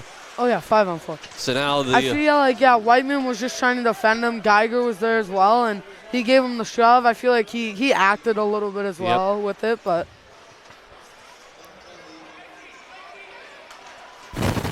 Oh, okay. So with 6.5 minutes left to go here, the Scarlets have it in the Raiders zone. They take a shot from the blue line. That goes off the stick of Frank, and a little tie-up in the near corner. And now another tie-up going on here. The Raiders not letting up off of that one. That was Geiger. Another shove put on by Stewart, and they clear the puck. Scarlet netminders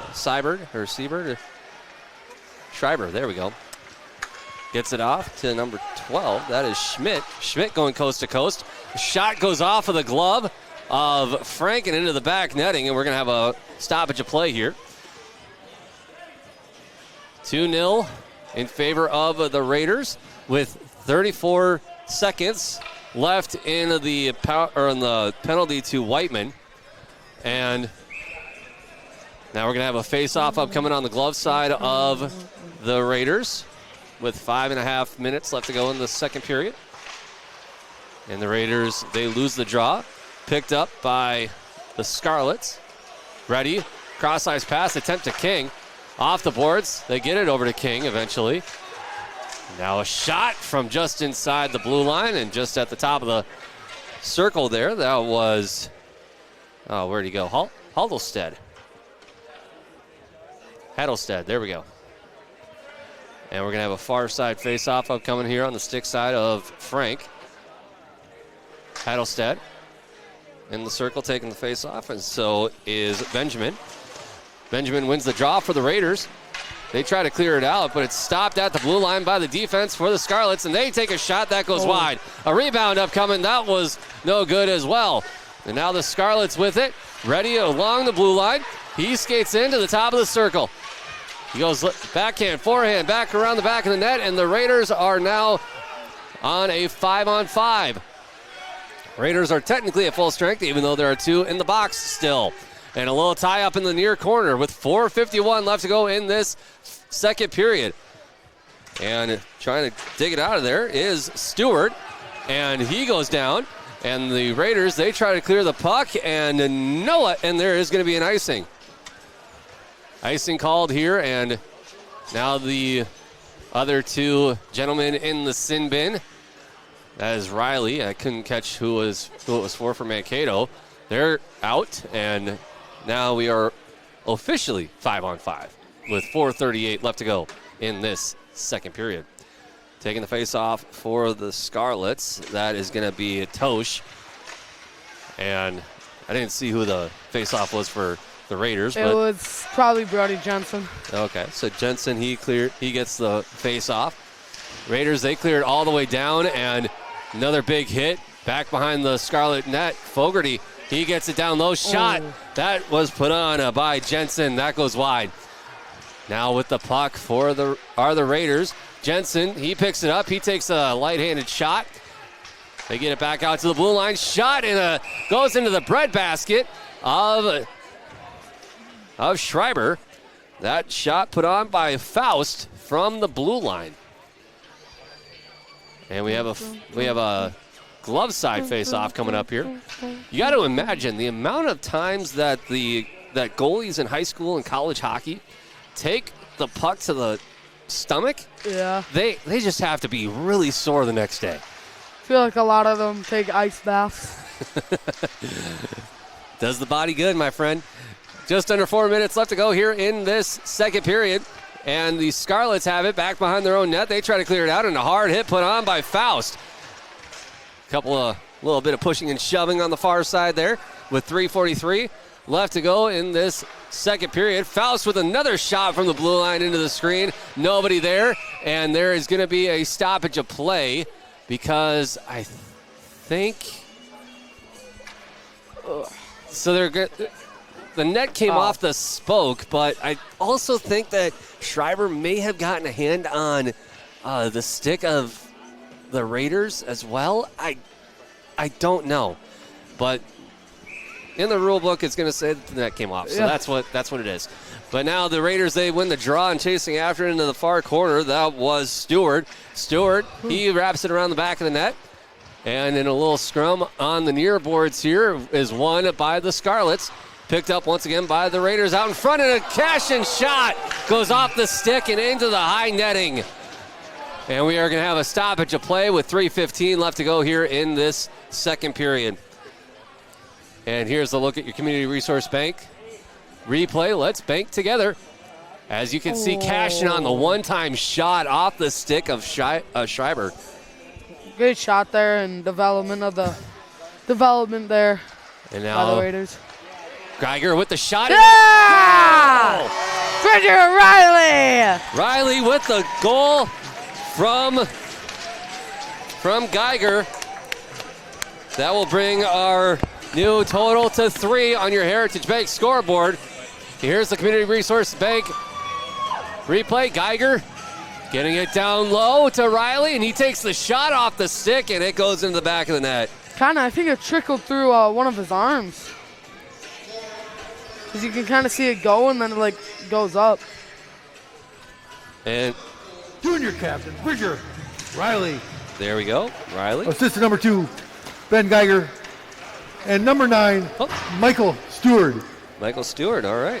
Riley from Geiger and Stewart at 13:48 on your Raider goal. 13:48 was the time of that goal, and the Scarlets, they bring it back the other way. And now Canali with it along the near boards. He takes Griffin Canali! Another goal for the Raiders. That's the third one of this period, and and it was a back-to-back from that other one. And let's see if we have a replay from Community Resource Bank. Let's bank together. And here's how this puck was set up. Raiders got it from their blue line. Of the second period, number 21, senior captain Griffin Canelli. Assist number 4, junior captain Bridger Riley. Griffin Canelli from Riley at 14:10 on your Raider goal. 14:10 was the time of that goal. And it was Canali from Riley. So back-to-back instances, Riley got on the score sheet. He has an apple and he has a goal. So big ups to him this period. He's doing phenomenally well. So now we have a face-off upcoming on the stick side of the Scarlets. It's 4-0 on your Heritage Bank scoreboard update.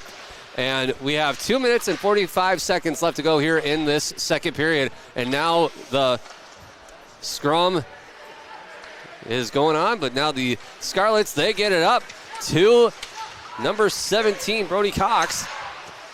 And now out in front, a shot that goes off the glove and into the backboards. And now the Raiders, they try to clear it out, and clearing it out they do. And here comes number 12, Weber. He gets it up into the Scarlet zone. Scarlets, they try to clear it out. And now along the far boards, right in front of the Scarlet bench was Pumper. And now Weber, he tries to hand it off, but it's stolen away by the Scarlets. And Dorzak, he tries to take it in and take a shot, but that goes into the backboards behind the back of the net. Now we have 1:45 left to go here in this second period. 4-0 on your Heritage Bank scoreboard. And now the puck is won by the Scarlets. Taking control of it for the Scarlets is Zimmerman. From the blue line, a shot that goes wide. 90 seconds left to go. Now the Raiders, they have the puck off of a steal, and he's tied up. And Benjamin loses control. The Scarlets, they dump it back. Back into the zone, chasing after it now is, there he is, Zimmerman. Zimmerman along the far backboards there, and a shot, and it's stopped by Frank. You know, going back to those two goals that the Raiders just got in that quick time span, both of them, Canales went right through the 5-hole, and the other one, I'm pretty sure, went through the armpit area of Schreiber. So both great goals, great shots, and now the Raiders are up 4-0 with a minute left in the second period, and hopefully can hold out with the shutout for right now. And now the puck is won by the Raiders. Bringing it up is Canale. To be more specific, Griffin. And now along the far boards, a shot put on front. Nobody home, and a shot into the breadbasket of a Schreiber. We have a minute left to go here in this second period with a score on your Heritage Bank scoreboard update. 4-0 in favor of the Raiders. And coming up here in the intermission report, we'll take a look at your scoreboard, so to speak, from around the Big Nine Conference. A couple of good games going on tonight. But right now, the Raiders, they win the draw. It's picked up by the Scarlets.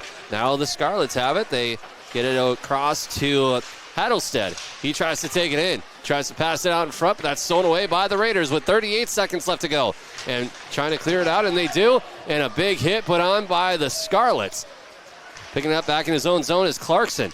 He tries to clear it out, and he does. Now the Scarlets getting it up to Dorzak. Riley clearing it all the way back around, and it goes coast to coast, and they're going to call an icing with 15 seconds left to go. Raiders are just holding out with 15 seconds left, and they can go into this third period with a 4-0 lead and lots of momentum. I feel like they can hold out and end this one with a W. And I would love to be a fly in the wall of the conversation between both teams here in this, going into this next intermission. But we have 9 seconds left. Scarlets, they get hit hard along the far boards there, and they try to bring it in. And a penalty coming up on the Raiders, which is tough. You don't. I mean, granted, it's only going to be 2 minutes. It's going to carry over into the next period, but you don't want a penalty like that this late in the matchup, especially from a captain and a player who's been on the score sheet a number of times here this evening. That is going to be Riley. He's going to sit for 2 minutes. I think it's going to be for tripping, if anything. So 2 seconds left, and that will wrap up the second period as the score now reads 4-0 on Northfield Live. We'll be right back with our breakdown of this second period right after this. Don't go away. The volume of positive feedback we receive about Northfield Live is at times overwhelming. So when one of you catches me before or after a game telling me thank you for being there, I try my best to stop what I'm doing and listen. I always try to communicate that we would not be able to provide this service without the advertising partners. Our sponsors cover a wide range of services. The ads on both the homepage and on our advertising partners page are linked to each business's website, so you can get some information in a quick and easy way. Supporting our incredible sponsors is a great way to do business locally, and they provide the support to make everything on your screen possible. Thank you for watching Northfield Live, and thank you to those partners who chose to support us showcasing our Northfield students. Please check out our advertising partners tab at northfieldlive.com. Located in downtown Northfield, Champion Sports has a great selection of Raiders, St. Olaf, and Carlton merchandise, including jackets, hats, and hoodies. Champion's got you covered. Champion Sports has everything you need for the hockey season, with a large selection of official CCM hockey equipment, including all the essentials, plus skate sharpening. You'll always be ready to hit the ice. Check them out on Facebook and Instagram to know when the latest seasonal gear is in stock at Champion Sports Northfield. Gear up like a champion at Champion Sports. Franzen Bank and Trust, where our mission is to determine your needs, develop relationships, and deliver solutions. We do this with superior customer service through timely communication by empowered employees who love to support the Northfield Dundas area. I'm Aaron Nibby, and I chose to be a business banker at Franzen Bank and Trust for these reasons. Stop by and meet me for your business banking needs at Franzen Bank and Trust off Highway 3 in Dundas. It can be hard finding an eye clinic that makes you feel seen and cared for in a way that suits you. At River Valley Eye Professionals, we pride ourselves on tailoring our care to you and your specific needs. We won't just see you in our offices. We may see you at a local ball game or at the high school for another event. We get to know you and what you hold dear so we can give you the best possible care. Learn more at rvep.com. River Valley Eye Professionals. Don't miss seeing your world. Well, happy new year, and it's time for the Start Something New sales event at Northfield Ford Chrysler. Stop in now to save over $16,000 on select new F-150s or take home a new Expedition with over $15,000 in savings. Grab an incredible deal on a new lease, only $249 a month on the 2024 Dodge Hornet RT or only $269 a month on the 2024 Jeep Compass. Start off the new year right with the Start Something New sales event at Northfield Ford Chrysler. When you're ready for an extraordinary sales experience, we're ready to serve anytime at FordandNorthfield.com, located on Highway 3 here in Northfield. If your car is under extended warranty, there's no need to go back to the dealership. The team at Witt Brothers has dealt with every kind of extended warranty company. With a quick call, they'll know exactly what it will take to get your repairs covered. Warranties are there to reduce stress and risk. So let Witt Brothers make actually using that warranty as easy as possible. For all your automotive and repair needs, drive to Witt Brothers, located at 701 Division Street in downtown Northfield. NCC Builders has built and renovated custom homes and commercial buildings since 1972. We are committed to providing the Northfield area with high-quality construction with a singular focus to bring your vision to life. I'm Adam, the president of NCC Builders. You can rely on our experience and attention to detail for your home or business. Take the first step. Contact us at nccbuilders.com or 507-645-8975. The Blue Line Club, an organization that supports the NHS boys hockey team, would like to thank all of our sponsors and recognize our gold level sponsors for their contributions to this year's Raider boys hockey team. Sponsorships of the Blue Line Club enable equipment purchasing, team meals, and more. Gold level sponsors include College City Beverage, Hartman Insurance, Keith Plumber Plumbing and Heating, Merchants Bank, NCC Builders, Northfield Lines, Raider Automotive, Schultz Electric, Trek Properties, the Northfield VFW, and the Waterford Warriors. Thank you, Blue Line Club sponsors, for helping make Raider hockey a success. Play ball! Registration for Northfield Fast Pitch Softball is open for 8U teams at northfieldfastpitch.org. Girls born from September 2nd, 2015 through August 31st, 2017 are eligible. It may be freezing outside, but spring is just around the corner. Register your daughter and enjoy watching her learn and build confidence on the ball field. Sign up by February 23rd for team placement tryouts on March 2nd. Scholarship assistance is available. Visit northfieldfastpitch.org for more information and to register. Go Raiders!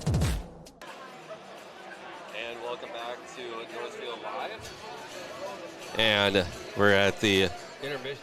We're on the intermission report here. Sorry. I'm trying to figure out which channel is mine. But actually, I think. Yeah, there we go.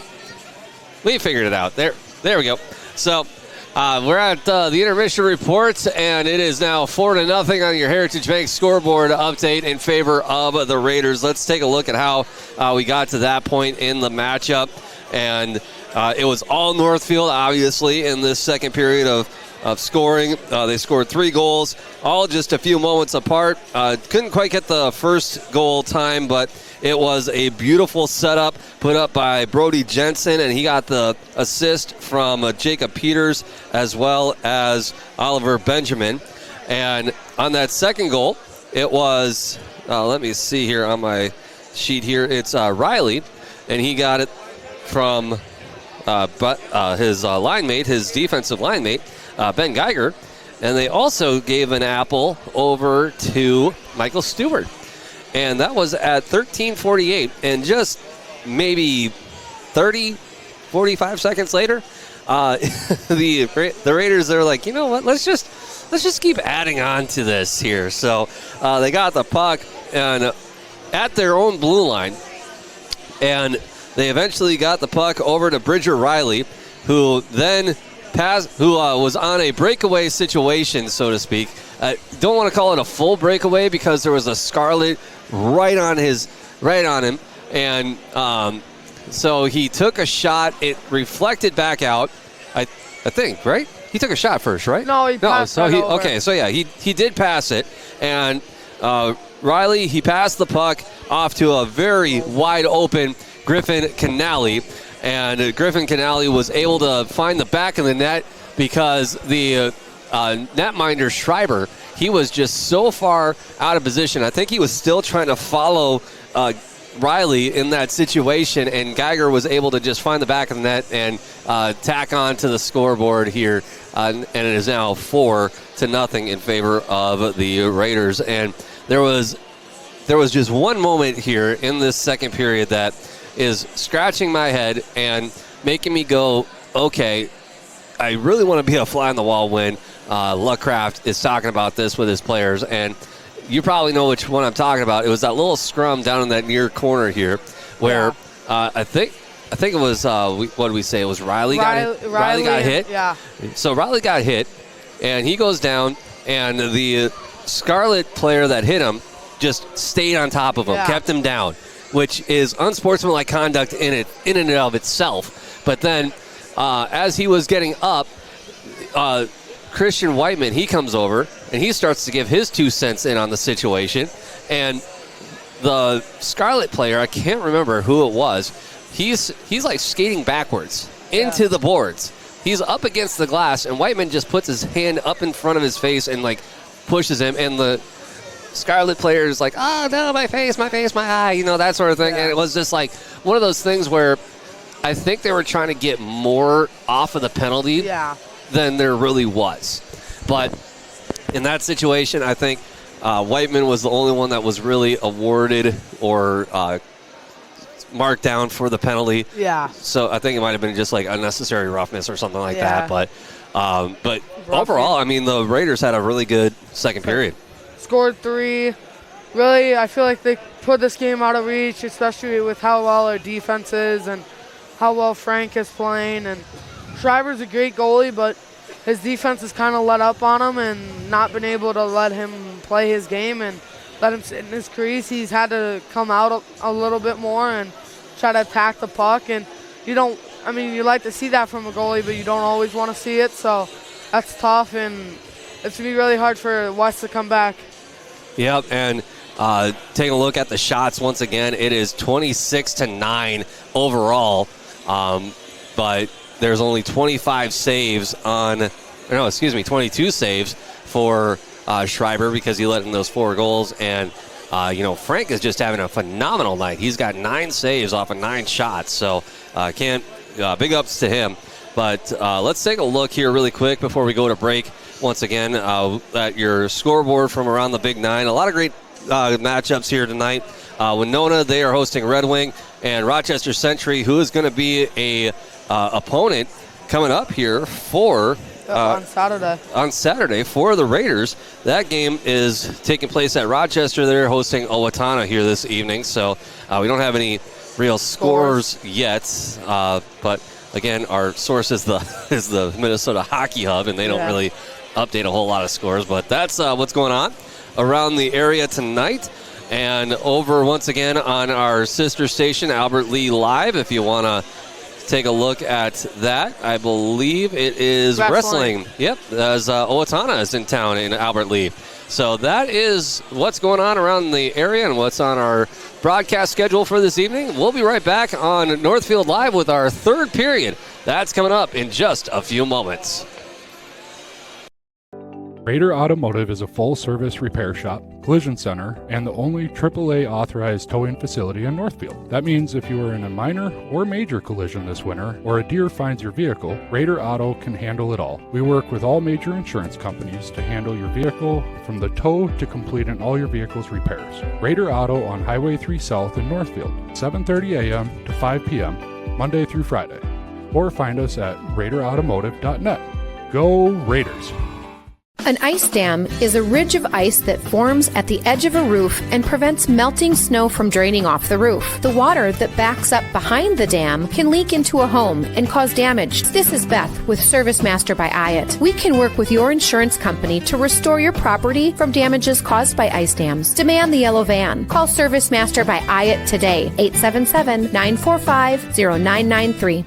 Demand the yellow van. Call Service Master. Whoa. Hi, can I help you? Yeah, my friend Jay and I are looking for our dream home, something big. Right now I feel like I'm living on top of him. Great, let's talk mortgages. Wait, your bank is looking cozy. Yeah, we like personal interactions. But as you can see, our vault still has plenty of space for our customers' dreams. Wow. You took the words right out of my mouth. Stay up to date on Raider activities by following Northfield Live on social media. See what's on tap for the weekend, daily game day graphics. You'll get the fast updates of game postponements and cancellations. Like and share our posts to keep others updated, and comment any questions for quick answers. Follow us on Facebook at Northfield Live MN and on Instagram and X at Northfield Live.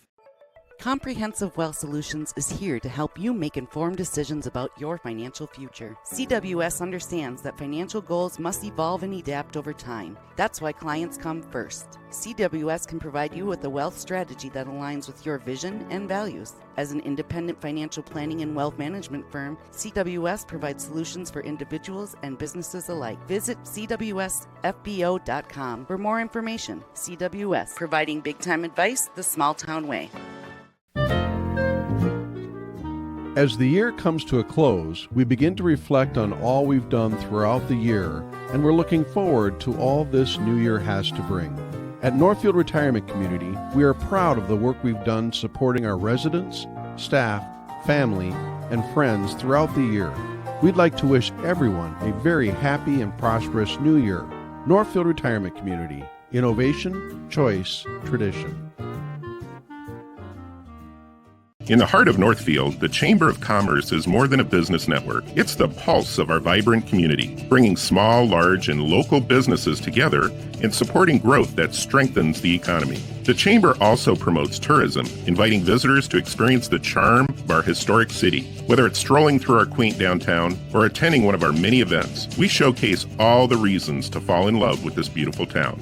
The Chamber, where community, business, and tourism come together to make the city thrive. What is your dream living location? Full service condo building? Low maintenance house? House on a lake? Lots of acreage? There are so many options. To start the search for your ideal location, contact one of our local and relentless agents at Century 21 Atwood and Professional Pride Group today, or visit our website at c21atwood.com. Century 21 Atwood and Professional Pride Group. We're unstoppable together.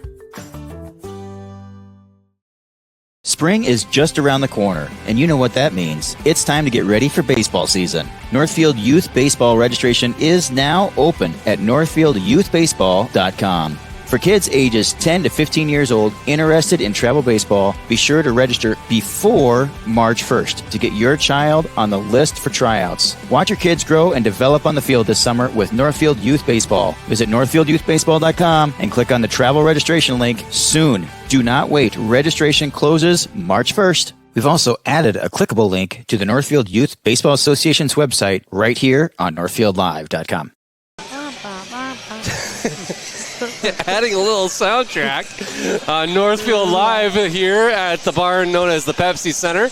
And before we start this third and final period, we want to thank our sponsor once again for Raider Boys Hockey. It is co-sponsored by NCC Builders as well as Raider Automotive. NCC Builders specializing in transforming homes and building dreams, and Raider Automotive is your locally owned auto service shop, collision repair center, and towing facility. Thank you, NCC Builders and Raider Auto, for supporting Raider Boys Hockey on Northfield Live. And Lincoln, you and I were talking a little bit because there's a big tournament coming up here in the next couple of weeks. That is section tournament, and our two sponsors, they are really responsible for helping us get down to those games and able to broadcast these next couple of games here. But starting this third period, the Raiders, they win the draw, and they get it all the way down into the Scarlet Zone. They are once again on a penalty kill with a minute 40 left to go here in this penalty to let me see. That is 4. That is Ridger Riley. So, but Cashin, he gets the puck, and he's able to bring it into the Scarlet Zone, but it's stolen away by the Scarlets. And now the Scarlets have it. Bringing it up the ice, across the blue line. And that is number 22. That is Zimmerman. He goes coast to coast. He wraps it around the back of the net, passes it out to the blue line. They get it down low. Once again to Cox. Cox getting it along the blue line.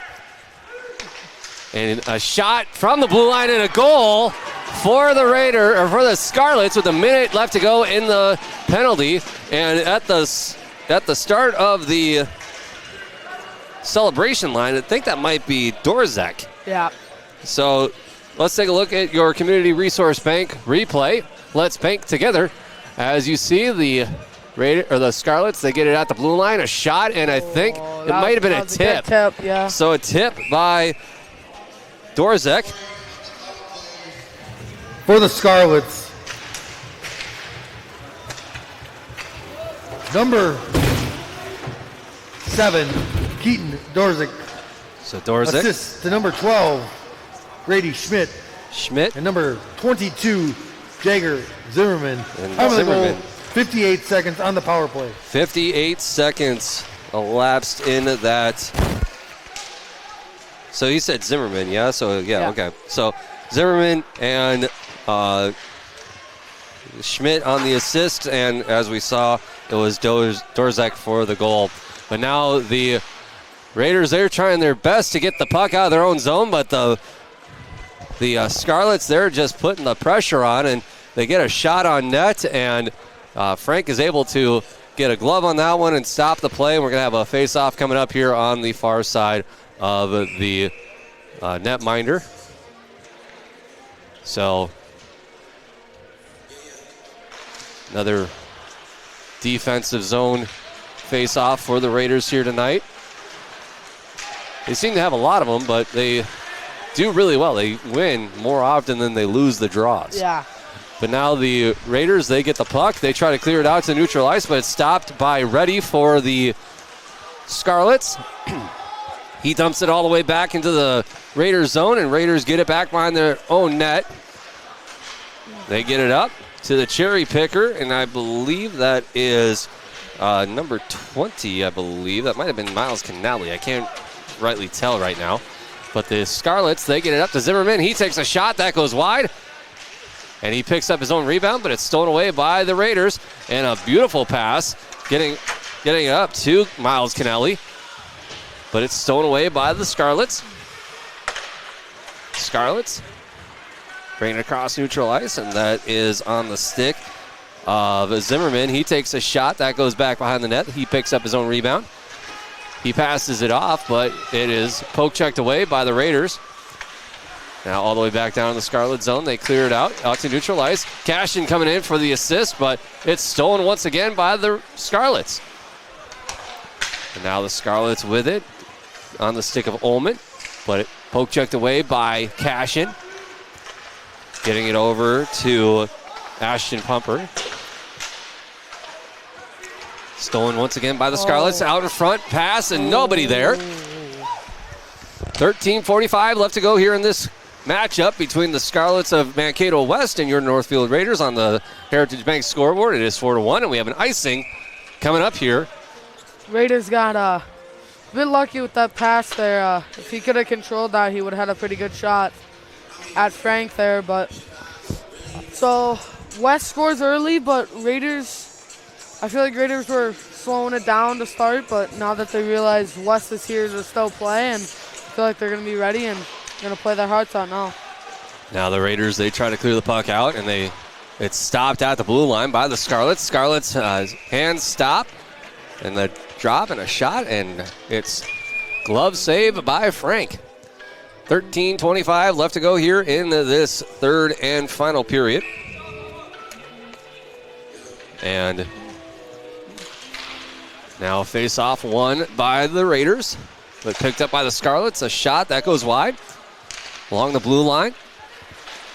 Picked up and passed out to, let's see, that was Griffin Canale. Another shot and a goal. No, oh man. He just needed to get some lift on it. I contend that went in and out. That was a goal by Cash, and that just bounced out. It was too quick. But Cashin was able to get his own rebound. He tried to put a really awkward shot in once again. Behind the net.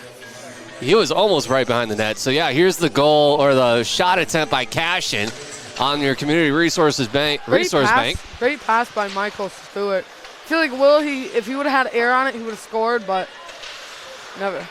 Can't do much about it. Now another shot. That goes off the stick of Schreiber, excuse me. Now the Raiders, they try to get it up into the Scarlet zone. They do. Schreiber going back behind his own net, leaving it wide open, but he's able to get back there in time. Now a shot off the legs of the defense from Riley.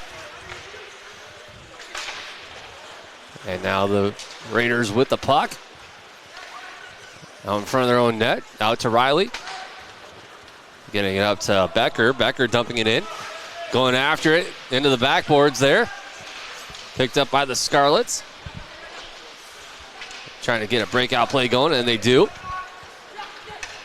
And they get it up to number 18. That's Hattlestead. He takes a shot that's stopped. Picked up off the rebound by the Raiders. And Simon, he dumps it in. Picked up once again at the blue line. Hard pass. Crossover to Pumper. And now Miles Canelli trying to get something going here, but Weber getting it and keeping it in at the blue line. And now Miles Canelli back out to Pumper. Pumper back out to Canale. Hard shot put on by Canale, but that is stopped by the screen.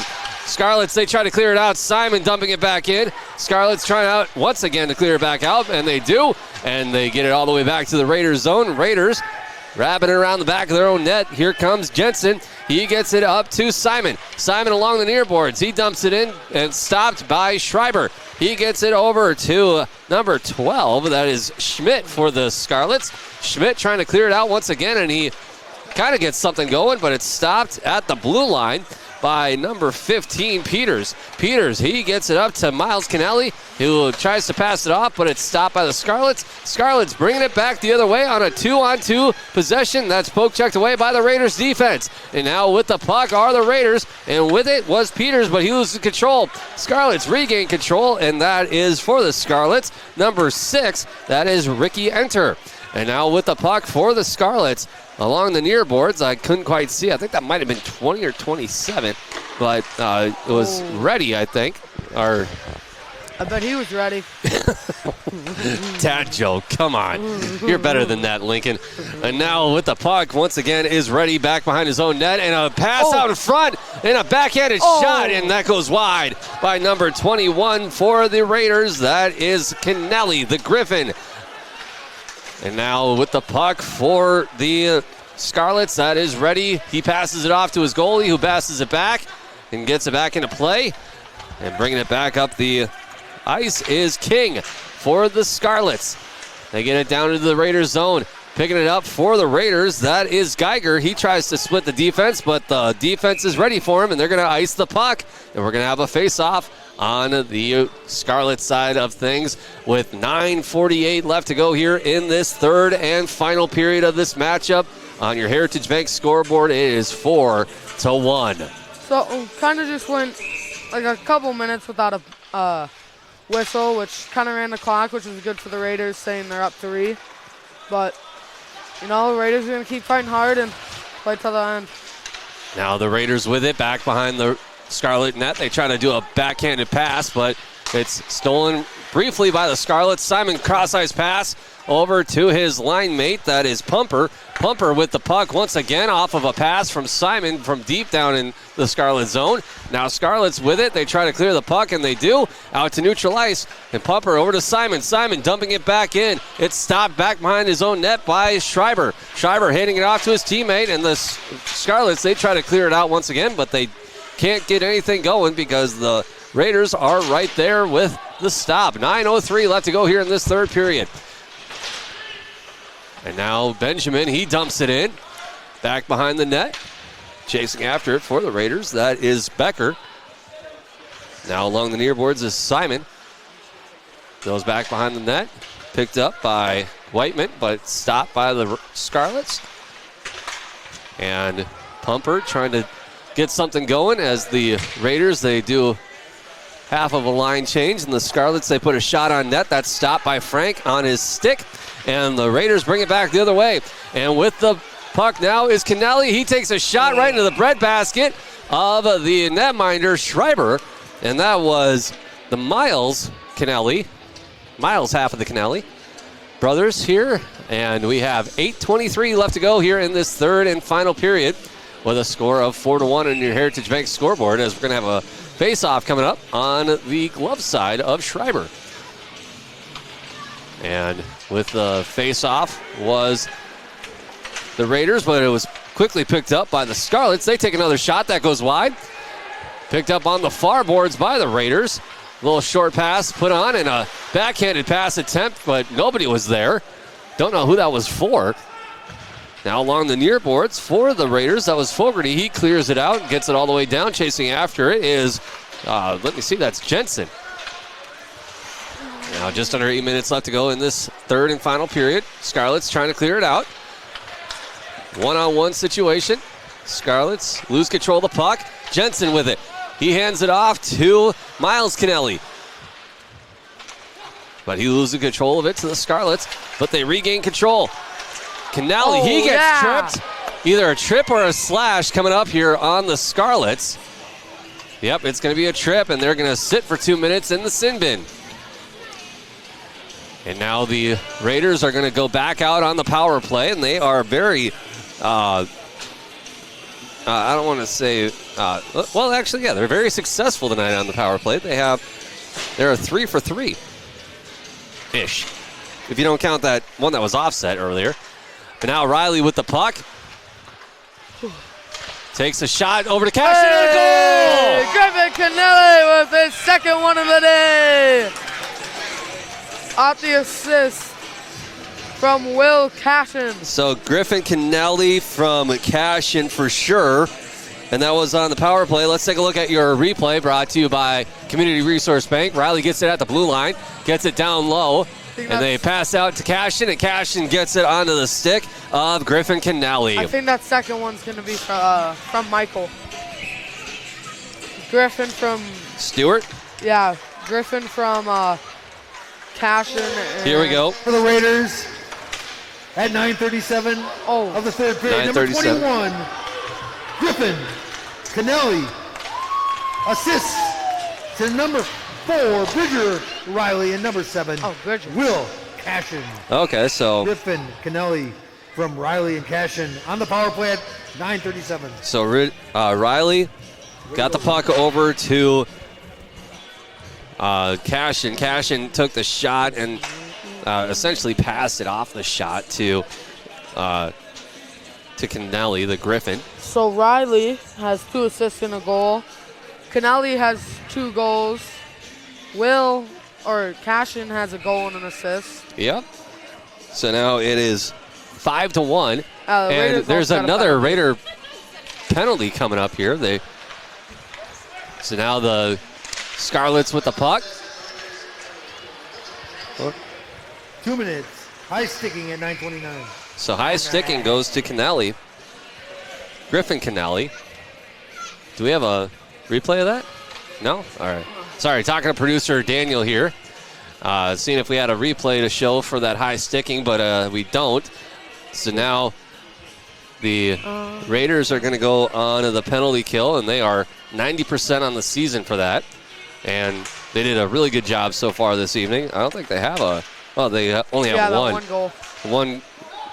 West's only one goal of the game was on a power play. So now there's a scrum and a clear attempt by the Raiders, and they get it all the way down. Goes coast to coast, chasing after it for the Raiders. That's going to be Becker.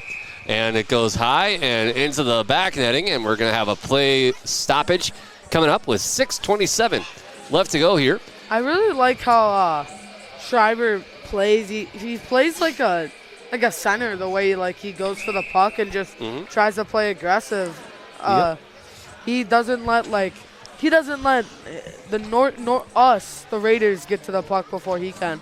And I'd love to see that out of a goalie who's aggressive. Where you normally see that only in the NHL. And big ups to him. He's seen 32 shots. He's only let in 5.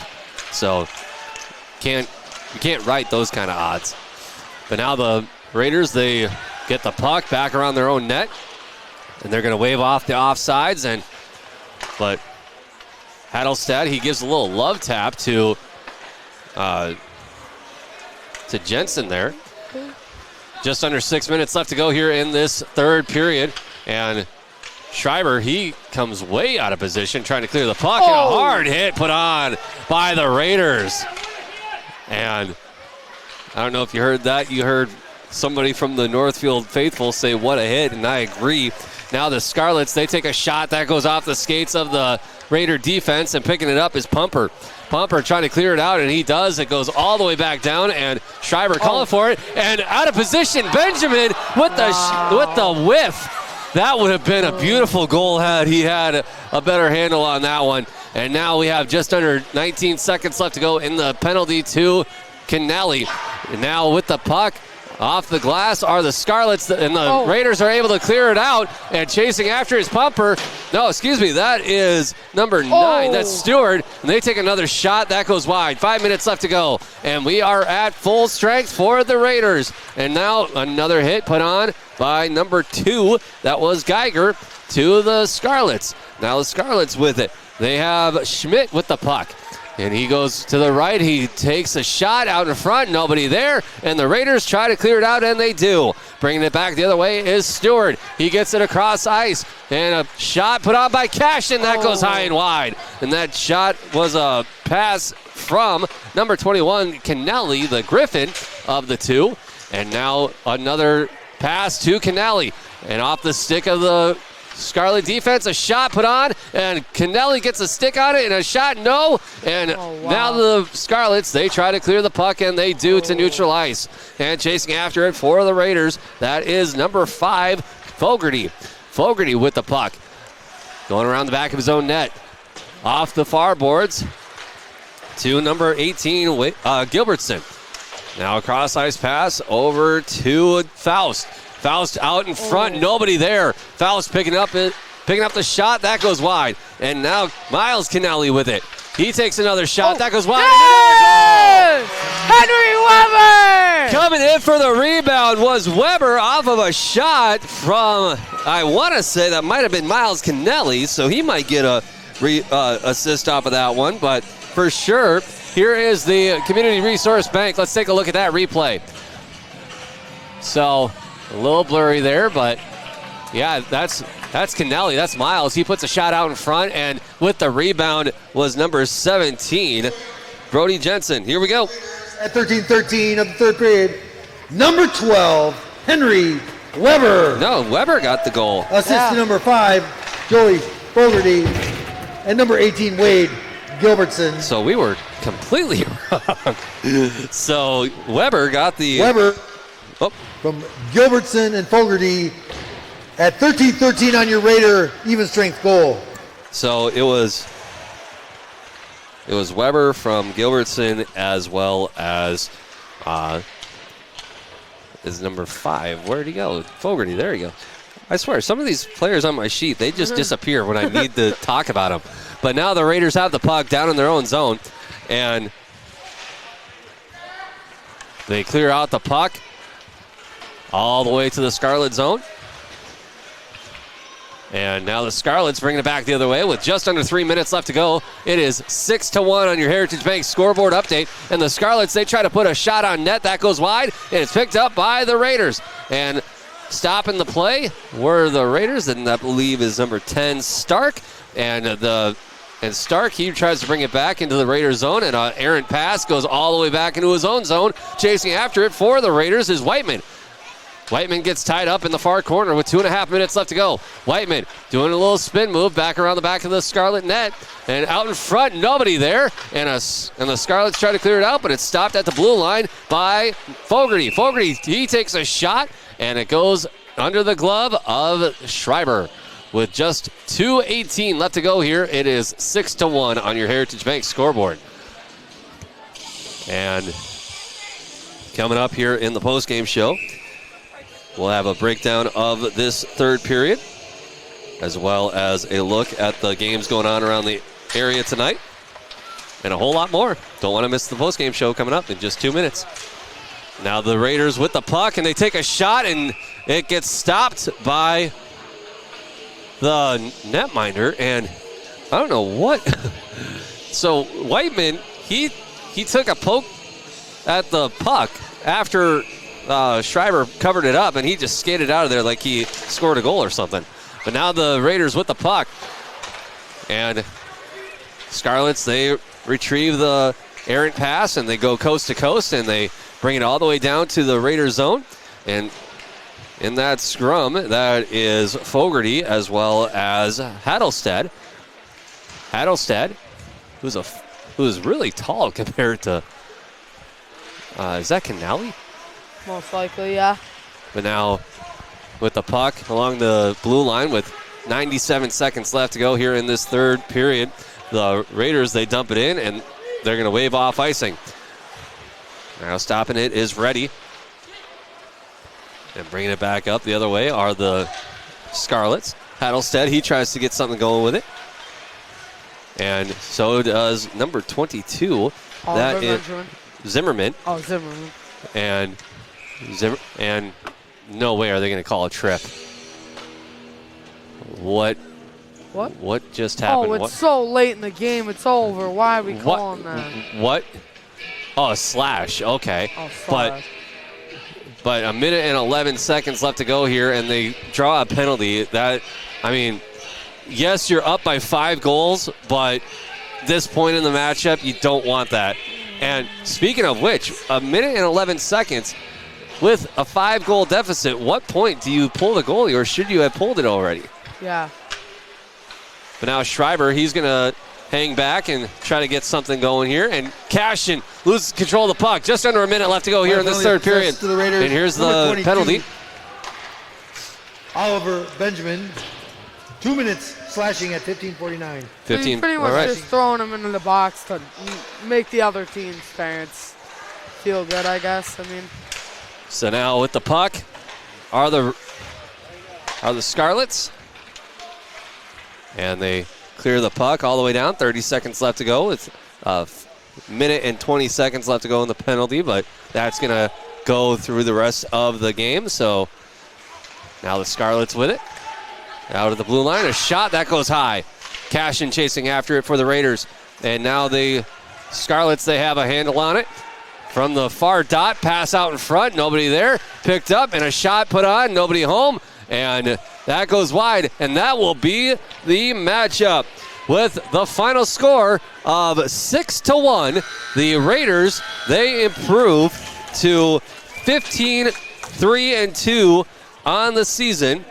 The Scarlets, they drop to 7-11-0 on the season. Once again, your final score is 6-1 in favor of the Raiders. And you don't want to miss anything because we'll be right back with your post-game cleanup, brought to you by Service Master of IAT. Service Master by IAT. When disaster strikes, demand the yellow van. We'll be back with your post-game cleanup coming up right after this. Demand the yellow van. Call Service Master. Burst pipe or water damage? No problem. Call the experts at Service Master by IAT. Hi, this is Beth IAT. Our staff is trained and certified to assist you with any water damage after a burst pipe or leaky water. Locally owned since 1995, Service Master by IAT will be there in your time of need. Demand the yellow van. Call Service Master. Stay up to date on Raider activities by following Northfield Live on social media. See what's on tap for the weekend daily game day graphics. You'll get the fast updates of game postponements and cancellations. Like and share our posts to keep others updated, and comment any questions for quick answers. Follow us on Facebook at Northfield Live MN and on Instagram and X at Northfield Live. Welcome back to your post-game cleanup, brought to you by Service Master by IAT. When disaster strikes, demand the yellow van. And the Raiders, they were able to pull off a victory here tonight against a very formidable Mankato West team. And they showed early on that they were here to play. The Mankato West Scarlets were. And let's run through the third period scoring here, and then we'll run through the overall scoring period by period here. Not like who scored or anything, but just what the goals were. But in the third period, at just 58 seconds, and this was on a power play, and it was the only goal scored by Mankato West. It was Dorzek, I could not read for the life of me. He got the puck from number 12, Schmidt, as well as, let me see here, number 22, that was Zimmerman, and they were able to get that puck off of a very poorly executed defensive strategy by the Raiders, and they were able to find the back of the net. Just 58 seconds left, or 58 seconds elapsed in the third period on a power play goal, like we mentioned. And then Northfield, they were like, you know what? We don't want that one tally to affect us here tonight. So they scored two back-to-back goals as well. One on the power play, one was even strength. And the first goal of the third period for the Raiders was scored by number 21. That was Griffin Canali. And the assist went to, in no particular order, Bridger Riley and Will Cashin. And if it's the one that I'm thinking of, I'm trying to remember this one because it was a beautiful goal.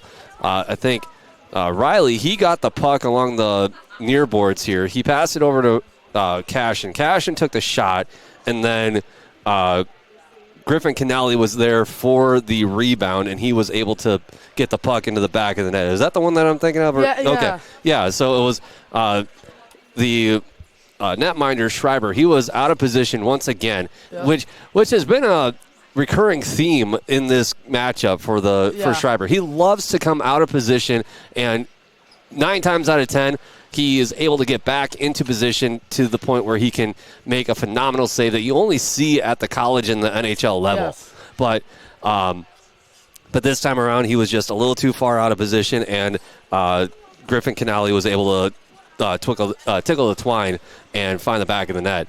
And then at 13-13 of the third period, it was a beautiful goal put into the back of the net. We all got the goal situation wrong on this one.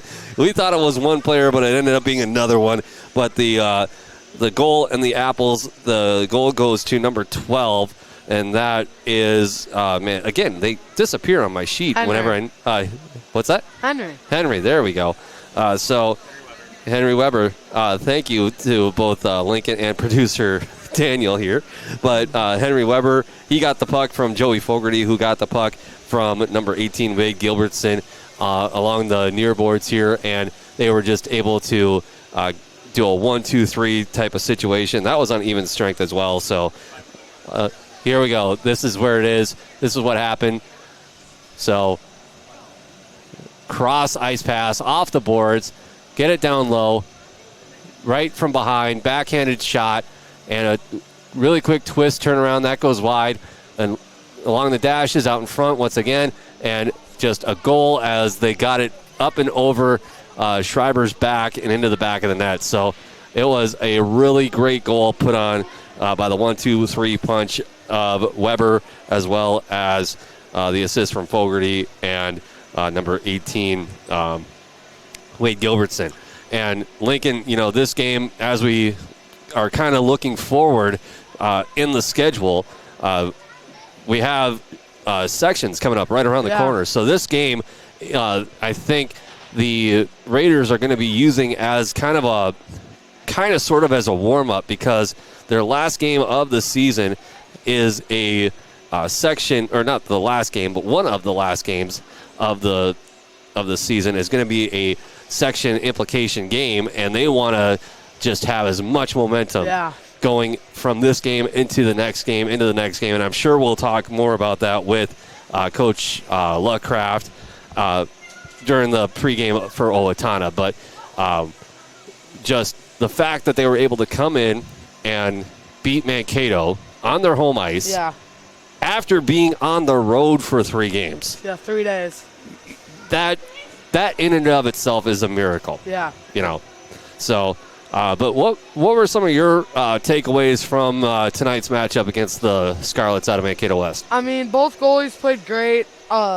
Schreiber, I mean, I liked how he was getting out of his crease and playing playing aggressive how he was, and Frank was playing well as well, and the defense for Northfield played really great, but not so much for West. Kind of put a lot of pressure on Schreiber, and when that happens, the goalie just keeps getting chippered down, and you can't really do anything about it. So Raiders are going to game plan for next game and against Rochester this weekend, and hopefully they can come out with the W. Yeah, I agree. And, one of the things that Coach Luckcraft hinted on and mentioned time and time again in our pregame talk was the fact that they need to work on, keeping down the penalties and the penalty minutes and everything like that. Yeah. So what's your thoughts on that, too? I mean, my thoughts are, yes, I completely agree, especially that dumb penalty where what's his name? Whiteman. Yeah, he went in.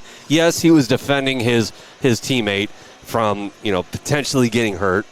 Not really, but yeah, you know what I mean. But just that sort of penalty getting drawn that late in the period, and it's just being a dumb penalty. That's something that they have to work on. Yeah, Raiders, I mean, they've got like a 90% penalty kill. They don't let lots of goals up, and power play, it's not the greatest, but, when we're on that penalty kill, we're not lucky has a game plan going to make sure we don't let up anything, and when we're on a 90% penalty kill, that's going to win a lot of games, especially when our offense is playing so well. I agree, and, going into tomorrow and this weekend, they have a lot of momentum, like we mentioned, but that we will try to watch and look forward to, and we have another game against Owatonna on Thursday, February 6th. Let's take another look at your schedules for the Northfield Raiders. Like we mentioned, they have Rochester Century on Saturday in Rochester. They have Owatonna at home on Thursday the 6th. That game is at 7 o'clock, and then they're going to be going back to Rochester to take on Rochester Mayo, and then they'll be on home ice for a section implication matchup against Faribault, and then they're going to wrap up the season against, fun fact here, my alma mater, Delano Rockford. So that game will be a good one, too. That's going to be on February the 15th, and then they have sections right after that. Let's take a look at the Mankato West schedule here once again. They are going to be taking on Mankato East in a cross-town rivalry. That's the phrase I was looking for all night.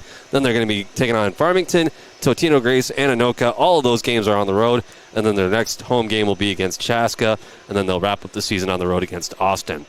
And that should about do it for everybody here at Northfield Live. I want to thank you for watching. Lincoln, good job as always, my broadcast partner. We got producer Daniel here. We have Ethan and Alejandro running the cameras. And don't forget to tune in tomorrow, January 31st, the last day of the month, as we have Raiders boys basketball versus Rochester Century. And then on Saturday, we have a full day of weightlifting with the Raider invite at the Northfield High School.